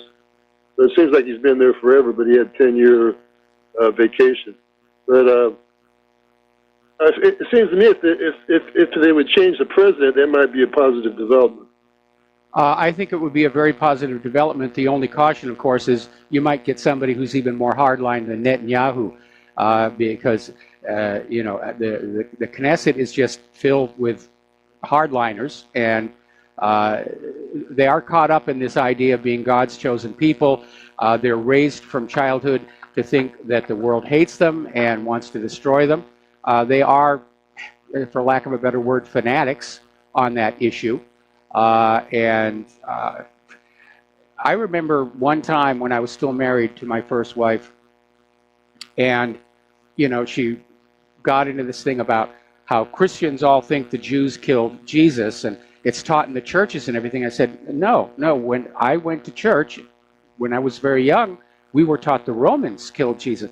And she lost her temper. How dare I intrude on her little fantasy world about what's going on? And it really is, it's just, their whole identity's caught up in all of this. And that's why it's going to be very, very hard to change the mindset of people who think they are automatically superior, who have this unshakable sense of entitlement and caught up with this victimhood idea. Well, I would like to see peace in the Middle East and peace everywhere in the world if I had anything to say about it. But, you know, I only have one vote. So basically I'm just an observer. I can cast my one vote for the most peace-like candidate there is, but even that is not going to work because when he gets there and the American guy gets from the Pentagon already has their 10-year plan, and they're just going to beat him down until he goes along with it. So there's not much I can do as just a human being. I mean, yeah, you can go protest for peace, but then the newspapers don't, the press doesn't even cover it anymore. No, I guess it doesn't. I guess I'll just take it easy and see what happens. I'll talk to you later, Mike. Thanks. All right, thanks an awful lot. I mean, obviously, we all want peace. We want prosperity. We want the freedom to turn our labor into the highest standard of living that we can and then leave that to the next generation. But we don't live in a society that allows that.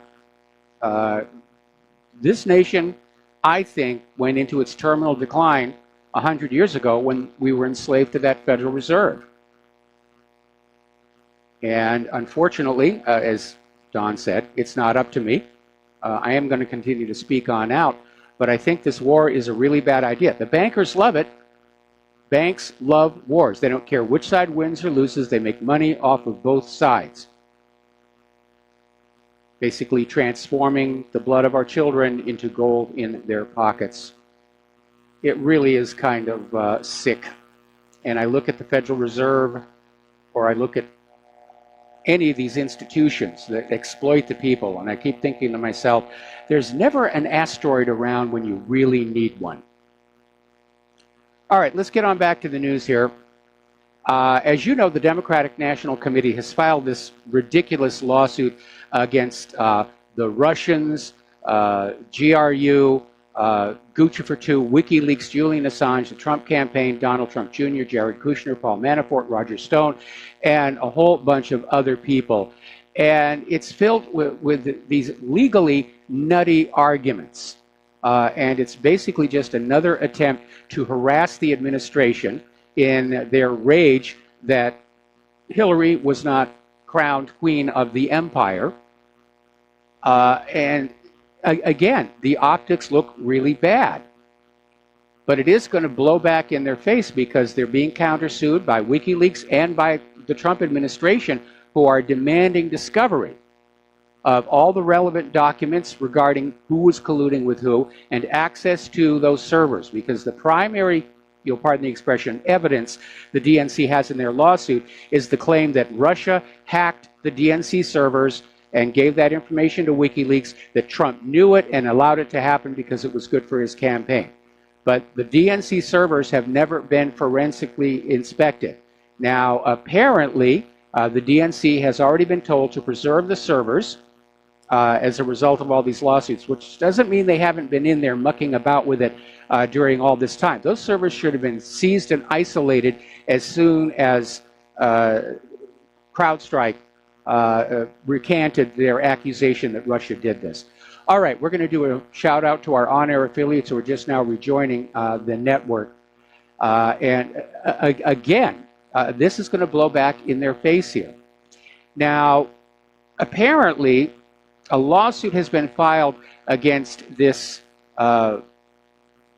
right-wing nonprofit that's aligned with House Speaker Paul Ryan, alleging the group has violated campaign finance laws and should be required to register as a political committee, which would mean disclosing its deep pocket donors. Now, those deep pocket donors don't want to be disclosed because they're now aware that the American people are now aware of the big money corruption that has wrecked this country.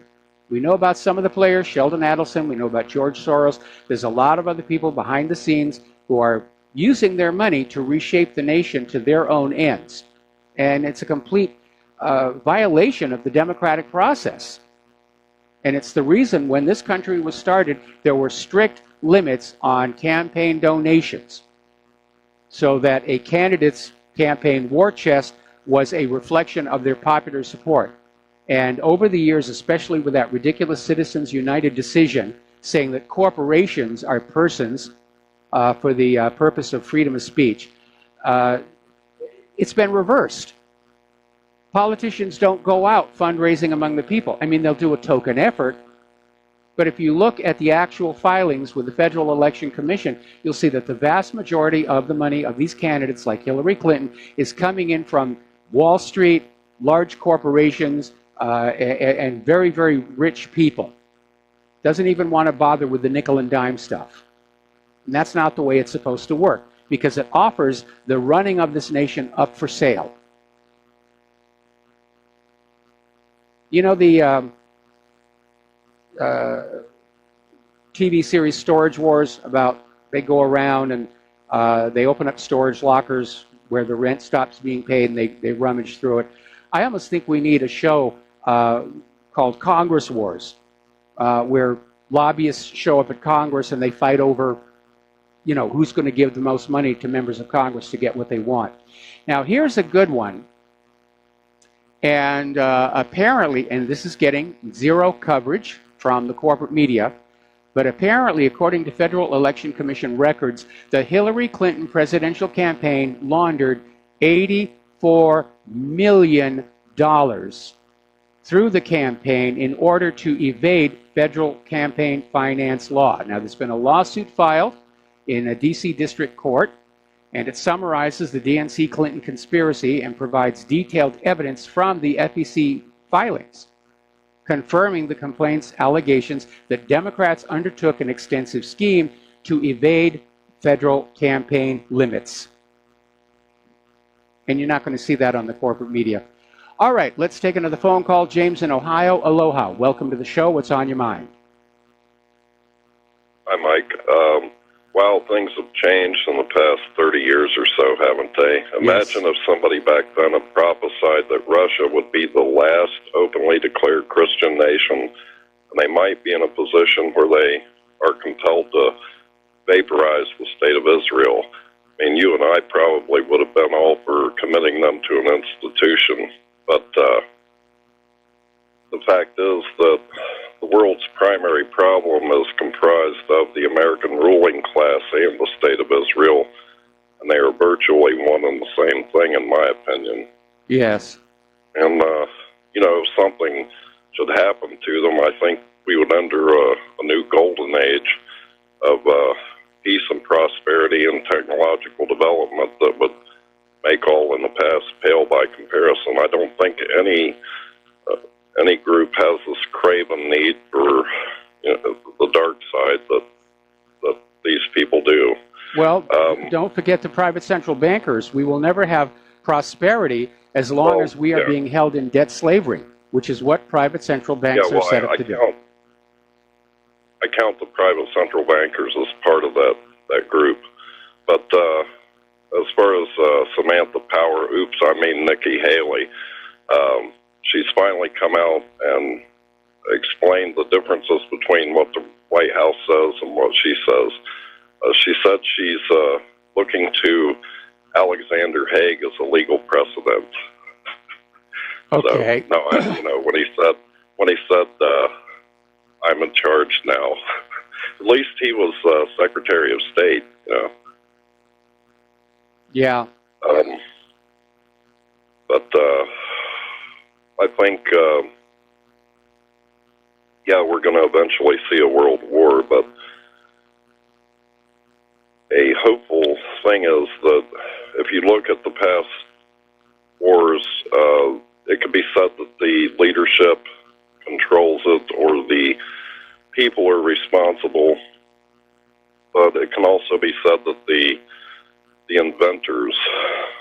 determine who the winners are. And I can tell you there's going to be some new things under the sun, and probably some things that I'm not aware of either. I also heard something interesting. Glenn Danzig said he was talking about his controversial political beliefs, which fall on either left or right sides. And I'm all a big fan of Putin's so-called far-right advisor when he said we need to look beyond left and right. We have to remember that the bankers are the ones who created communism. And so, obviously, left and right aren't filling our need for a just and fair society. So we need to pick out the good from both and create an entirely new system. And I say that as a lifelong member of the far right. But Glenn Danzig said that the people don't want to know about all the stuff that goes on as far as national decisions, wars, the great injustices, because knowing confers responsibility. Yes. I think he's absolutely right. So, but that's about all I have for you. Thank you very much.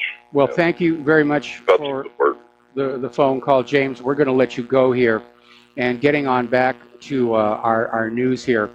Now, apparently, something has come out of the McCabe probe, and this was sort of buried inside the Inspector General's report on Andrew McCabe. It was apparently the story of an August 2016 phone call from a high-ranking Justice Department official who is not named, and McCabe got the impression that this high-ranking official was trying to shut down the FBI's investigation into the Clinton Foundation while Hillary Clinton was running for president.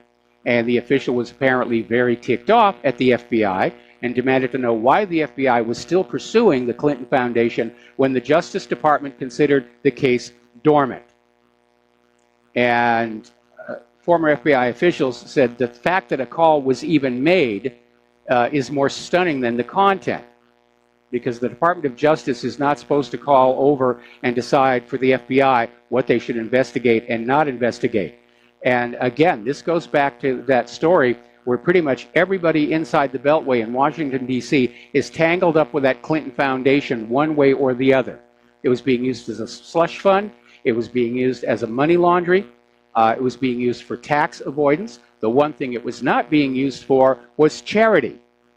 And apparently the paperwork on the foundation showed that only 6% of the revenues raised went to actual charitable activities, and the Clinton Foundation kept 94% of the rest. Now, this clearly violates the terms of being a 501c3 charitable nonprofit foundation.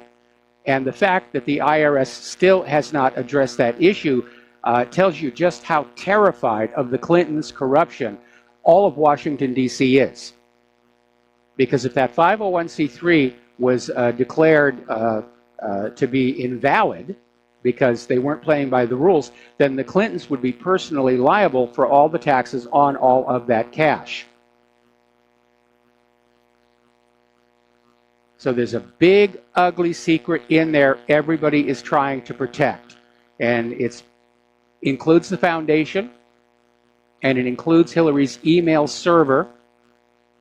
And again, it is a legitimate question to ask. If Hillary Clinton, while Secretary of State, was repeating the 1996 Chinagate scandal, selling U.S. secrets to foreign interests using her weak email server to deliver the materials, and her so-called charitable foundation to collect and launder the money.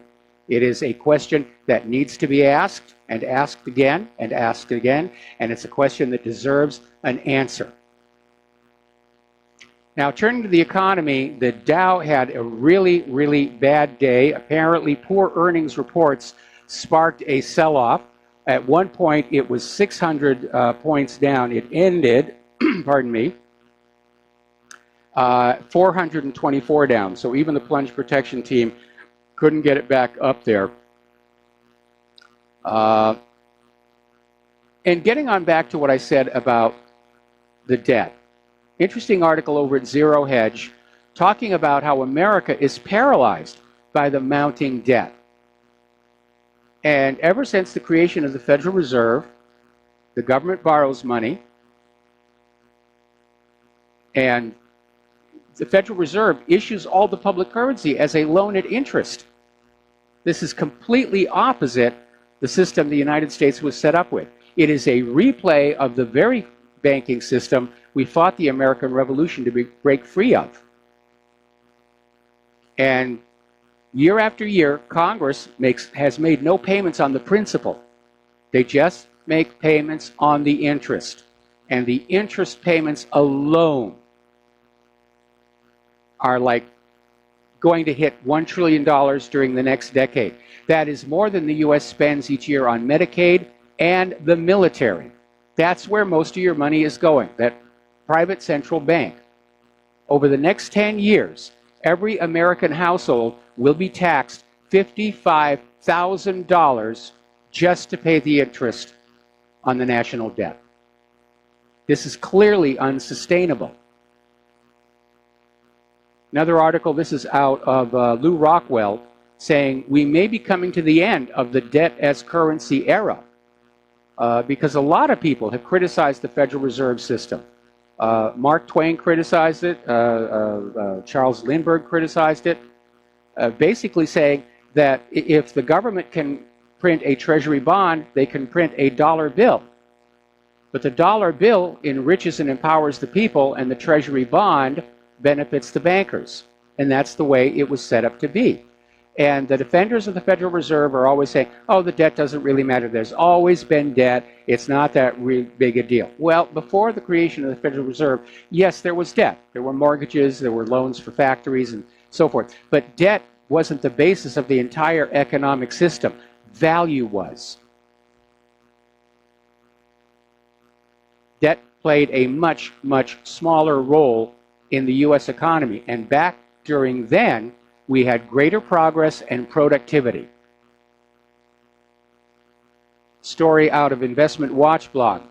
Warning to all, the establishment reveals the people are liable for the debt. The central bankers are showing how nervous they are about the crypto market. They're trying to drive us back to the Federal Reserve notes because they make money off of those, but not the cryptos. We've got to take a break for commercials, and we will be right back with a phone call. Aloha, America. Welcome back to our show here. We're going to go to the phones. Peter in Los Angeles, aloha. Welcome to the show. What's on your mind? Yeah, hi, Michael. Just to chime in on what James just said from Ohio, and to kind of go a little bit further than that, we know who the central bankers are. We really know who they are. We know who the media is. We know who Hollywood is. And I just was going to bring something up that happened in California yesterday. But before I say that, since you were in the entertainment industry, yes, and in L.A., you know, they film all over L.A. Yes. And my wife was a very senior budget person for the city. And it costs the city, which gives Hollywood, the production companies, like huge freebies, like tens of millions of dollars a year, to allow them to film for free, reroute traffic, you know, assign officers there, the whole shot. But at any rate, so there's that. They get a break on everything, all the filming they do in LA, and I know you know about that. Yes. It's a major pain in the butt for the citizens to have to go through this. But then, yesterday, I read where the state legislature in California gave the entertainment industry, or basically the production companies, a $330 million tax cut. Yes. So just to recoup, we gave the bankers $20 trillion that we know about out of our money. Yes. We sent Israel $40 billion over 10 years, and that's lowballing it by a large measure. You know, they can film for free in LA, and they're getting 300. So we're paying them big money. They're getting all these tax. We're being looted 6 ways from Sunday. Okay, well, let me address that issue of the tax cuts and the tax breaks, because what is happening in entertainment right now? First of all, everybody in the world knows what Los Angeles looks like because of all the production going there, and it's one of the reasons why productions are now going elsewhere. and other countries are using tax incentives to lure the production to their shores because it provides employment for their own domestic film production people, and it's good for tourism. People like to stand around and watch a movie set while they're filming something on location. And we had similar tax incentives here in Hawaii back when I was working on Lost and Off the Map. Unfortunately, because of people saying, why are we giving these very rich Hollywood people more of our money, the tax cuts were rescinded, and as a result, several productions that had been planning to come here to Hawaii instead went down to either Mexico or New Zealand. So that's the thinking behind that. So what California is trying to do is lure film production back from other countries back to Southern California, because they do have this incredible investment in the studio system, and they don't want that to all fall apart. They don't want all those people on unemployment. Well, Mike, I hear what you're saying, but I don't get anything for that, really. And and I'm paying for it in the city, right, as a taxpayer. Yes. I'm paying for it in the state as a taxpayer. I don't get anything for that. The industry, which is dominated by a particular group of people, gets all that. And another thing that always makes me angry, Mike, is when we have to pay all over the country, but here too, these billionaires to build their sports arenas at our expense. Yes. Bothers me greatly, and why should we be bailing out these damn billionaires? So, well, again, the thinking behind that is a sports stadium is a job creator and a revenue creator and a source of new tax revenues, and that's the justification behind that. However, that being said, I am one of those people who think that these billionaire owners of these sports teams ought to be building their own stadiums.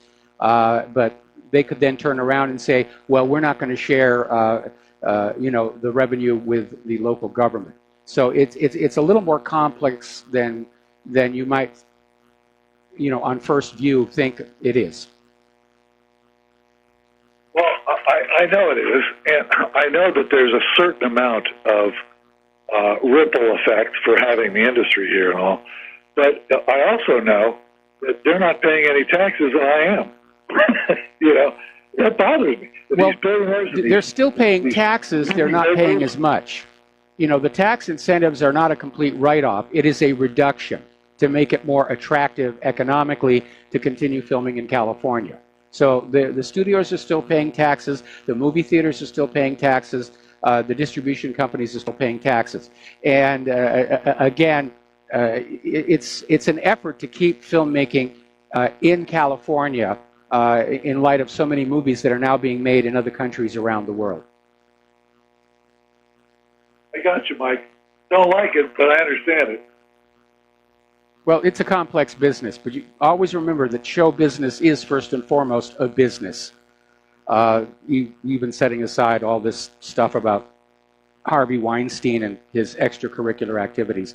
Anyway, listen, Peter, we're going to let you go. We're coming up on another commercial break here, and we'll be right back with more news after these few words. Aloha, America. Welcome back to our show here. We're talking about the economic news here. We're talking about the 400 trillion with a T pension crisis. There isn't enough money out there to bail this system out. And most of these pensions were defunded during that 2008 meltdown of the mortgage-backed security fraud. So what are they going to do? Well, they're going to probably demand that pension contributions go up and that pension benefits be slashed. But they might want to be careful about that, because they tried doing that in Nicaragua, and it's triggered nationwide riots.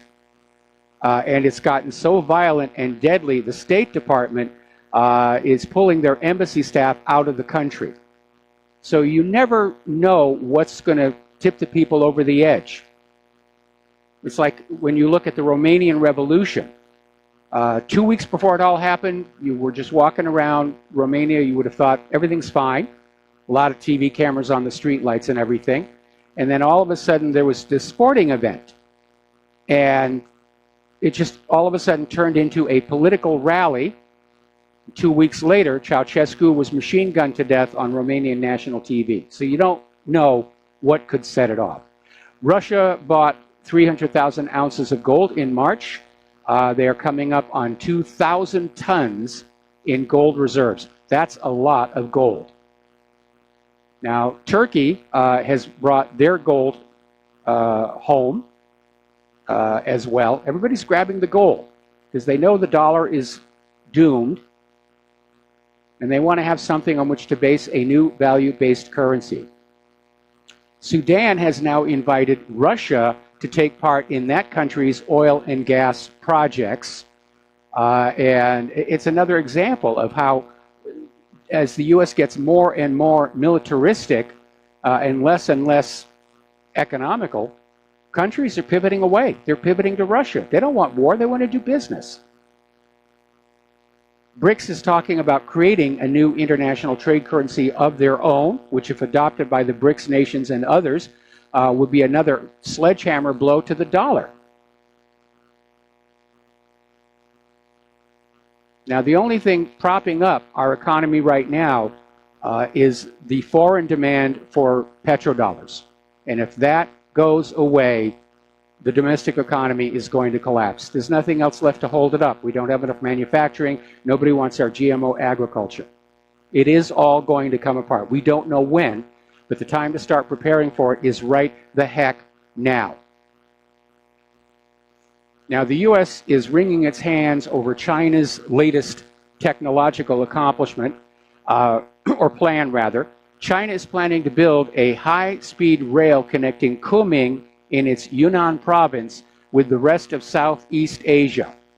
And they're already in the planning stage. They're moving forward on this. In the landlocked nation of Laos, the tunnels and bridges are already under construction. And the United States is out there saying, how dare you do that? How dare you build an efficient train system? And of course, the United States, along with most of Europe, has condemned China's One Belt, One Road infrastructure program. And U.S. and European policies are saying Beijing is trying to create a debt trap diplomacy. No, China is just investing in the future. They're investing in infrastructure, which the U.S. can't do because all of its money is going to the machinery of war. And our infrastructure is crumbling. We can't compete with China in this area. But rather than say, let's pull back on the wars and spend that money making our nation great again, they go on out and say, you shouldn't do that. It's unfair. It's unfair for you to have this One Belt, One Road. It's unfair for you to have high-speed trains. You're just being mean to us now. All right, let's take a phone call. Rick in Arizona, aloha. Welcome to the show. What's on your mind? Pensions, but first I want to make a comment about stadiums. You know, the Raiders Stadium in Las Vegas, and this is a typical example of how they do it and why they do it. They do the bond offering, which takes forever to pay off, but they front load it with all sorts of crap like hiring minorities. So many persons, you have to have so many black people working there. You have to have so many, whatever. It's all front loaded with that. That's one of the main reasons. Now the pensions, Mike, don't sweat it. Gas is going back to $4 or $5 a gallon, and that's what the high price of gas does. It throws off all those profits from the oil companies into those pension funds. So I think Trump's got it under control. Thanks for taking my call. Okay, well, you're welcome, but I definitely disagree. We know Social Security is underfunded, going back to Bill Clinton. We know that both public and private pensions are looking at serious shortfalls. They can't pay the promised benefits. And again, all the nation's wealth has been sucked up by the private central banks and the war machine and Israel. There is nothing left. Americans are literally living on the scraps falling from the tables of our royalty. That's not a way for a free people to be living. Okay, Trump has laid down the law regarding these illegal caravans, and Attorney General Sessions has given the order. Anyone crossing the border will be arrested, detained, and deported. I hope they have a lot of people down there because that caravan is very, very large. And I think the thinking of the caravan is some of us may get arrested, but most of us will make it through. And I think it would be very good to have enough manpower down there where that caravan is coming across to basically dissuade them from that notion. And it's time to deal with this. And I think a good object lesson right now is Colombia, because as you know, Venezuela they're in the middle of an economic collapse, and as a result, migrants are leaving Venezuela, pouring into Colombia without any control, and now Colombia's economy is feeling the strain. Apparently, they're getting more than 100,000 a month, most of them illegally crossing the border. Let's take a phone call. Jeff in Georgia, aloha, welcome to the show. What's on your mind? Yeah, aloha, Michael. You got the greatest show on earth. Thank you. Yesterday, Bernie Sanders. Bernie, can you hear me well? You're on the air. Yeah. Yesterday, Bernie Sanders called for full employment. I call for full employment, but the difference between me and Bernie is he's controlled by bankers, and I want to be free from bankers. Okay? Full employment's a great ideal. Everybody on earth should be employed that's able to work. But he will keep the bankers in control. Michael, everybody's calling in about our monetary situation. You talked about Venezuela. The world owes $100 trillion. You agreed with me one time that the fraudulent fractional banking system is fraudulent. You can call for debt relief by saying we need to cancel the debt. And we need to do it holding hands with other countries. Because if we let the bankers are smarter than us. I want to tell you right now, that's how they've controlled us for hundreds of years. They are smarter. But we collectively can compete against them by taking away their power, and it's their money. When you call for debt relief and the cancellation of the debt, if a politician in this country called for the cancellation of the debt and to do it internationally, you would have people all around the earth marching to do that, because if money is loaned from major banks and they don't have the money, it's fractional banking. Yes. We can legitimately cancel that. Yes, sir. No, I was just clearing my throat. Yeah. Yes, Michael, well, that's... let me back up to what you just said. I don't know if you can legitimately cancel the portion of your debt that was created with fractional reserve banking. I agree it's a scam and a fraud. Unfortunately, the bankers own the politicians, and the politicians write the law, and the law says that you are, you're in debt for the full amount of the principal plus the accruing interest. And I understand that what you're saying is that the money is created illegitimately through fractional reserve banking. But again, you have to be very careful what you want to do about it. If you want to stay on the side, if you want to stay out of jail, is basically what it comes on down to. I think any politician who stood up and called for debt relief would probably be assassinated almost immediately. And that's based on the history that I researched for my article, All Wars Are Bankers' Wars, which you might be having a time. We're going to have to see the system collapse on down. And it is on the verge of collapse because there literally is not enough money to pay off all this debt. It's going to have to come down. And when we restart civilization, we're going to have the very first law carved in stone. No more private central banks, no more debt-based currency. All monetary units are based on a unit of intrinsic value. Michael, when a nation breaks down, it will go the pattern that it has for millennia. It will break down into violence. It will break down into street wars. We have to reform it and try to prevent that. I mean, well, we I'd owe like it to prevent it, to but the you future can't. Of our kids. You can't reform a system that doesn't want to reform. You can't reform a system that is protected by the political system. Unless you want to resort to violence, and I'm not ready to cross that line. Okay, well, I'm not for violence, Michael, but hey, you got a great show. God bless you, brother. All right, thanks an awful lot. We're going to let you go here. And again, if you go back and you look at the history of the French Revolution, they did initially target the bankers before they worked their way up to Louis XVI and Marie Antoinette, because the French understood who were the instruments of their oppression. Not the author of it, that was the royalty, the nobility. but the instrument of their oppression was the bank. And we have that same situation here right now. We have been sold back into the same system of predatory banking we fought the revolution to break free of. Now, apparently over in the European Union, there's this Bjarni Benediktsson, who's Iceland's finance minister, and he's concerned about protecting their national interests while the EU is trying to bring Iceland into the collective, and Iceland doesn't want to go. The EU brands Iceland's independence as a nuisance. So the EU is trying to expand, gobble up more countries. Iceland's a nice place. Leave them alone. Okay, another phone call. Mike in Chicago. Aloha. Welcome to the show. What's on your mind? Oh, yeah. Hi. I heard you guys talking about, what we're going to do about all this debt.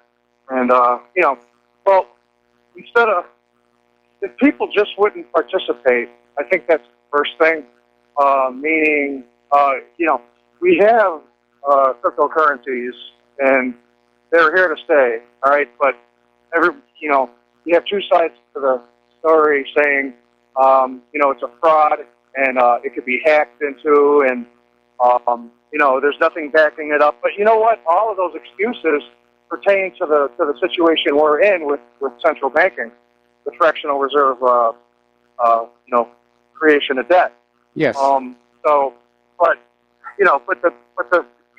It's people are they're a little bit afraid of computers, and they're a little bit. I mean, look, in the past 10 years, when I was a kid, nobody had a cell phone. I mean, all of a sudden in the past few years, everybody's looking at their cell phone. Everybody's, on social media. Everybody's very familiar with. We have the power to actually just not participate. And I think in a non-participation, you won't have violence and civil unrest and, global wars and stuff like that. So it's going to be interesting to see which way this goes, because the debt is going to be a big problem. And sooner or later, there's going to be no way that Jose, there is no way Jose now with the unfunded liabilities. But therefore, I don't know. Like I said, when Bitcoin first came out, I thought this was definitely going to be our redemption. But I guess it's just going to have to take time. And I hope it doesn't explode. The private central banks are already pushing back against the cryptos because they're not making interest on the cryptos because they're not loaned into circulation. It's the same rationale they had to get rid of John F. Kennedy's United States note. Okay? And when the economic collapse comes, people are going to basically turn to whatever is at hand that represents a known medium of exchange. Whether it's going to be script that's printed up at the local level. There was an interesting story about how this newspaper in this town during the Depression of the 1930s printed up these certificates for free advertising, took them around to the local stores to get the paper and ink and other supplies necessary to run the newspaper. And these little certificates for the advertising were eventually seen as more trustworthy than the U.S. paper dollar. And the entire town started using them as their currency. White seashells, or who knows what's going to be grabbed onto. Could be cryptocurrency. I think if there is a collapse, though, the computers on which the cryptocurrency are running may be inaccessible. And I think people have an instinctive desire to actually hold their wealth in their own hands and decide where it's going to go. So I don't think crypto is going to work. Plus, a lot of states are already starting to pass laws against the cryptocurrencies. Here in Hawaii, they passed a law, I can't own a Bitcoin wallet in this state. And, this is obviously coming down from the bankers. That's because it's decentralized. You just answered what I was just going to say. It's decentralized, and they can't get their hands on it. They can't, they do all the things that they're doing, loaning it out at interest, okay? They have no interest. And, so, Yeah, no, I appreciate your comments, and I guess I got to get going. So. All right. Well, thank you for the phone call. We're going to let you go. Okay, thanks. All right. Now then, over back in the European Union, and this is probably especially a dig at Viktor Orban and Hungary, the EU is now going to start dispersing funds to the member states, not on the basis of what countries need them, but on the basis of values. In other words, they're basically spending the money on those nations that support EU values, including the acceptance of mass migration. So they're applying financial pressure there. We're going to take another break for commercials. Back with the last segment of our program after these few words. And aloha, America. Welcome back to the show here. Last segment of our program today. Catching up on the news here. Apparently, the billionaire Koch brothers are demanding Congress pass amnesty for the DACA illegal aliens as quickly as possible. Still pushing that globalist open border agenda. And again, they're caught up with this idealism, of one planet, one government, one private central bank. And they're oblivious to the problems this is causing all over not only the United States, but Europe as well. And their attitude seems to be, well, so some women are getting raped and there's been an increase in murders, but it's a small price to pay for our dream of a one world government. And I know that globalists have been around for a very, very long time. And every time they try and make a push for a global government, it usually blows up in their face, and I think it's about to in this case as well. Because nothing is going to put an end to the one world government idea quicker than a global nuclear war.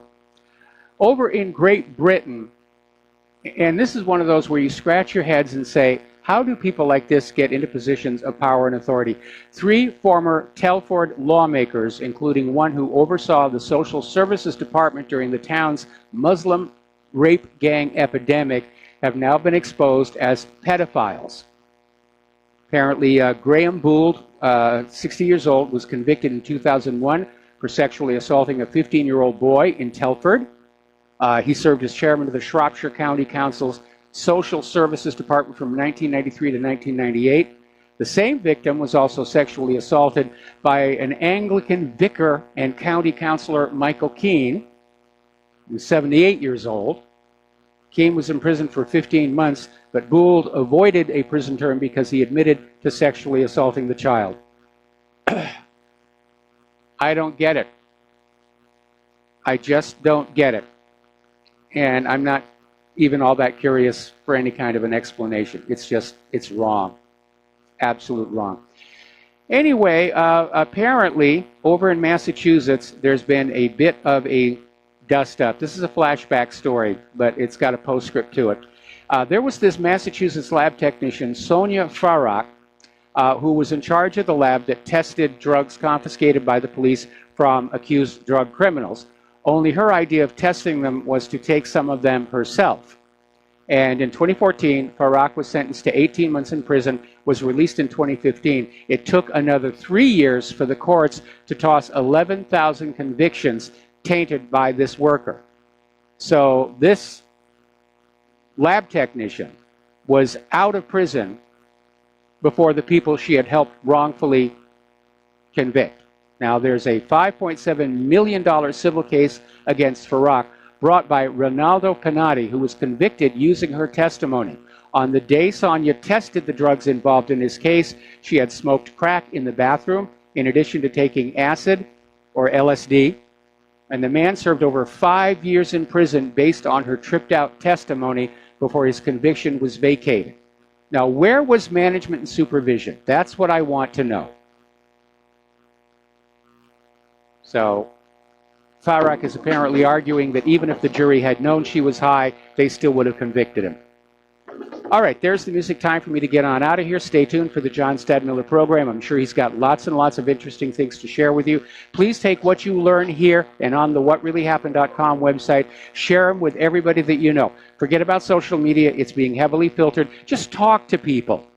Let's go back to the days of the sneaker net. Put down that tablet and smartphone and actually talk to other people. You'll find it's a rewarding Oh, actually, Chris Hinckley is filling in for John Stadmiller today. I just got that word. Anyway, we'll be back tomorrow. Aloha, America.